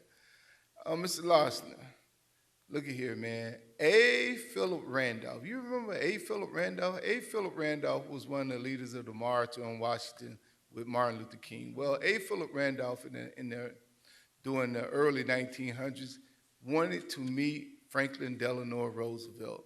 And he wanted to meet Franklin Delano Roosevelt so bad, but he couldn't get to see him. Then he found out that Mary McLeod Bethune was extremely great friends with Eleanor Roosevelt. And Eleanor hooked Mary McLeod Bethune up and said, bring him on. So once he got there, he sat down, and Franklin Delano Roosevelt came in. Franklin Delano Roosevelt sat down a nice big glass of cognac and a fresh cigar and offered it to him. He took it. And then he went on with a litany of things that were going on. He addressed the lynching that was going on in the South. He addressed unemployment. He addressed all these things that African Americans need. And Franklin Delano Roosevelt sat there intensely, sipping on that cognac, and said, I hear you. Yes, yes. Then all of a sudden, when A. Philip Randolph finished his passionate speech, he looked up at him, and Franklin Delano Roosevelt said, hey, Philip, I hear you, boy. There's one thing but I want you to do. There's only one thing I want you to do for me. He said, I want you to make me do it. Sometimes you need people to help make you do it. And I want to say, I'm going to help make you do it. I'm going to remind you about the body cameras, Mr. Fletcher. I'm going to remind you I'm going to be here every day. And I appreciate you welcoming me, making you do it in one sense. So I want to thank you, and we look forward to resolving the issues of the city. I want to thank you, Mr.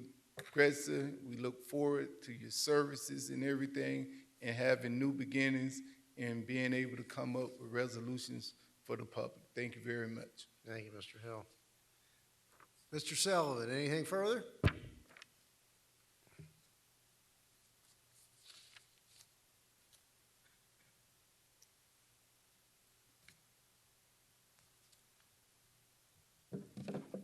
Kevin Sullivan, 1860 Southeast 6th Court. Mayor Losner, that has a nice ring to it, doesn't it? And we think so at my house. I especially nice to see your parents and your wife here. I'm just going to speak quickly tonight. I want to say that we just had the Veterans Day Parade, and in all my years here, it's one of the nicest ones I've seen. And I'm particularly pleased to see all the council people involved, even somebody that hadn't been sworn in yet, Councilman Fletcher. But my champ for that whole parade is Councilwoman Bailey. You guys rode and you did, she walked the whole thing. Show off. I couldn't find a car big enough to take everybody. All right, I think Mr. Powell has left the building, so that concludes those who signed up to speak. So, Mr. Manager, any further business? Just a couple of things. One is to mention, while this meeting felt very long, I just want to remind everybody, and because this is your first meeting, I don't want you to get blamed for it. Because of the swearing in and all that, we eliminated a cow. So in essence, we jammed 2 meetings into one. So if it felt long, it was because we took two meetings in order to do it in one meeting. So wanted to make sure of that. And then the second thing is to recognize your father because he's here. And I just wanted Bill Losner, not often that you're here, and I don't want you to escape this time without me thanking you. I've been here 9 years, and you've been a really good friend to me and a supporter, and your wise advice over the years has been very helpful to me, and I'm very grateful for it. And so I wanted to publicly thank you for that, and it's good to see you here.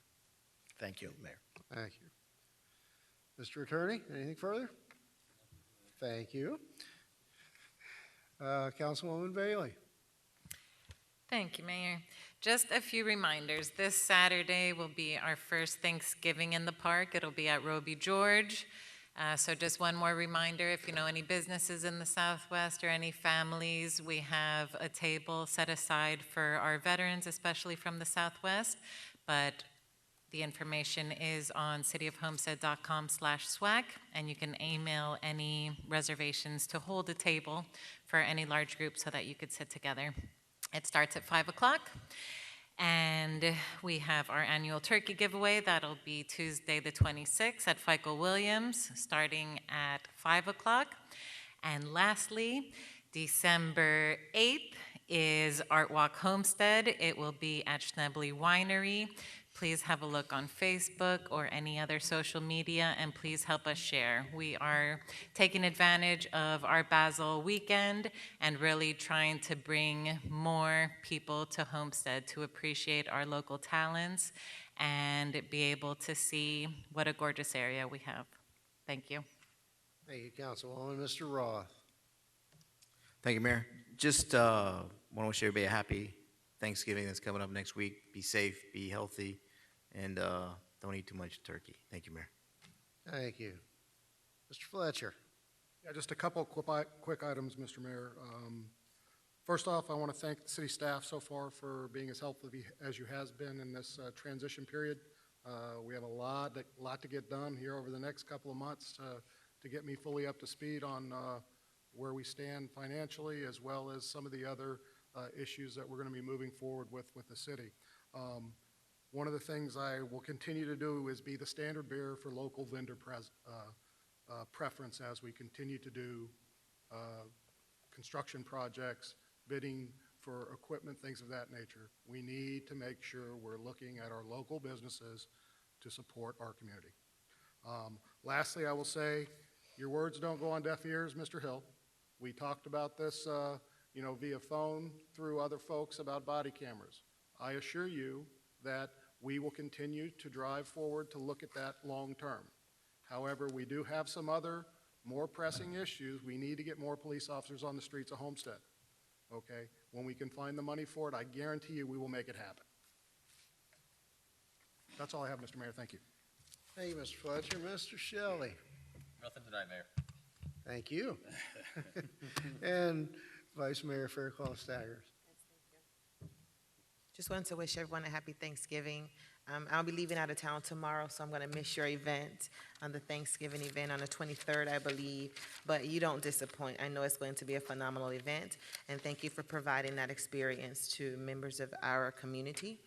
And I just wanted to commend you, Mayor, on your first meeting as mayor. Did a great job at leading, so look forward to continue working with you. Thank you. Look forward to it. Thank you. That's all. Okay, couple of announcements. I don't think it's any secret, but Councilman Maldonado filed his letter of resignation on Monday, effective Monday.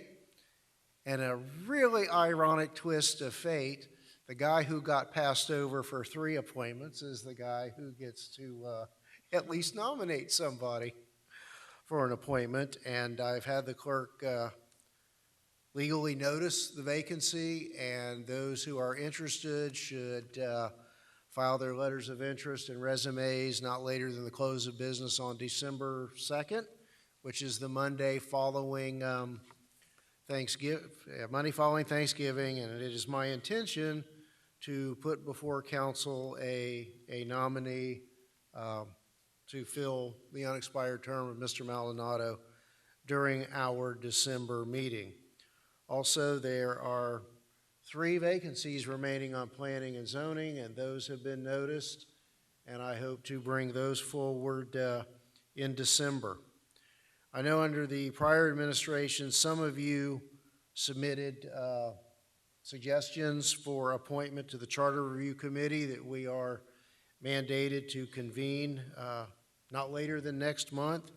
So those of you who were not here or did not avail yourselves of the opportunity, I would welcome if you would circulate those to the clerk for me to compile and hopefully bring that forward in at our December meeting as well. And unless I'm forgetting something, I think that's all I had tonight. So, do I have a motion to adjourn? Moved by Councilman Bailey. Seconded by everybody. Thank you all. Meeting adjourned.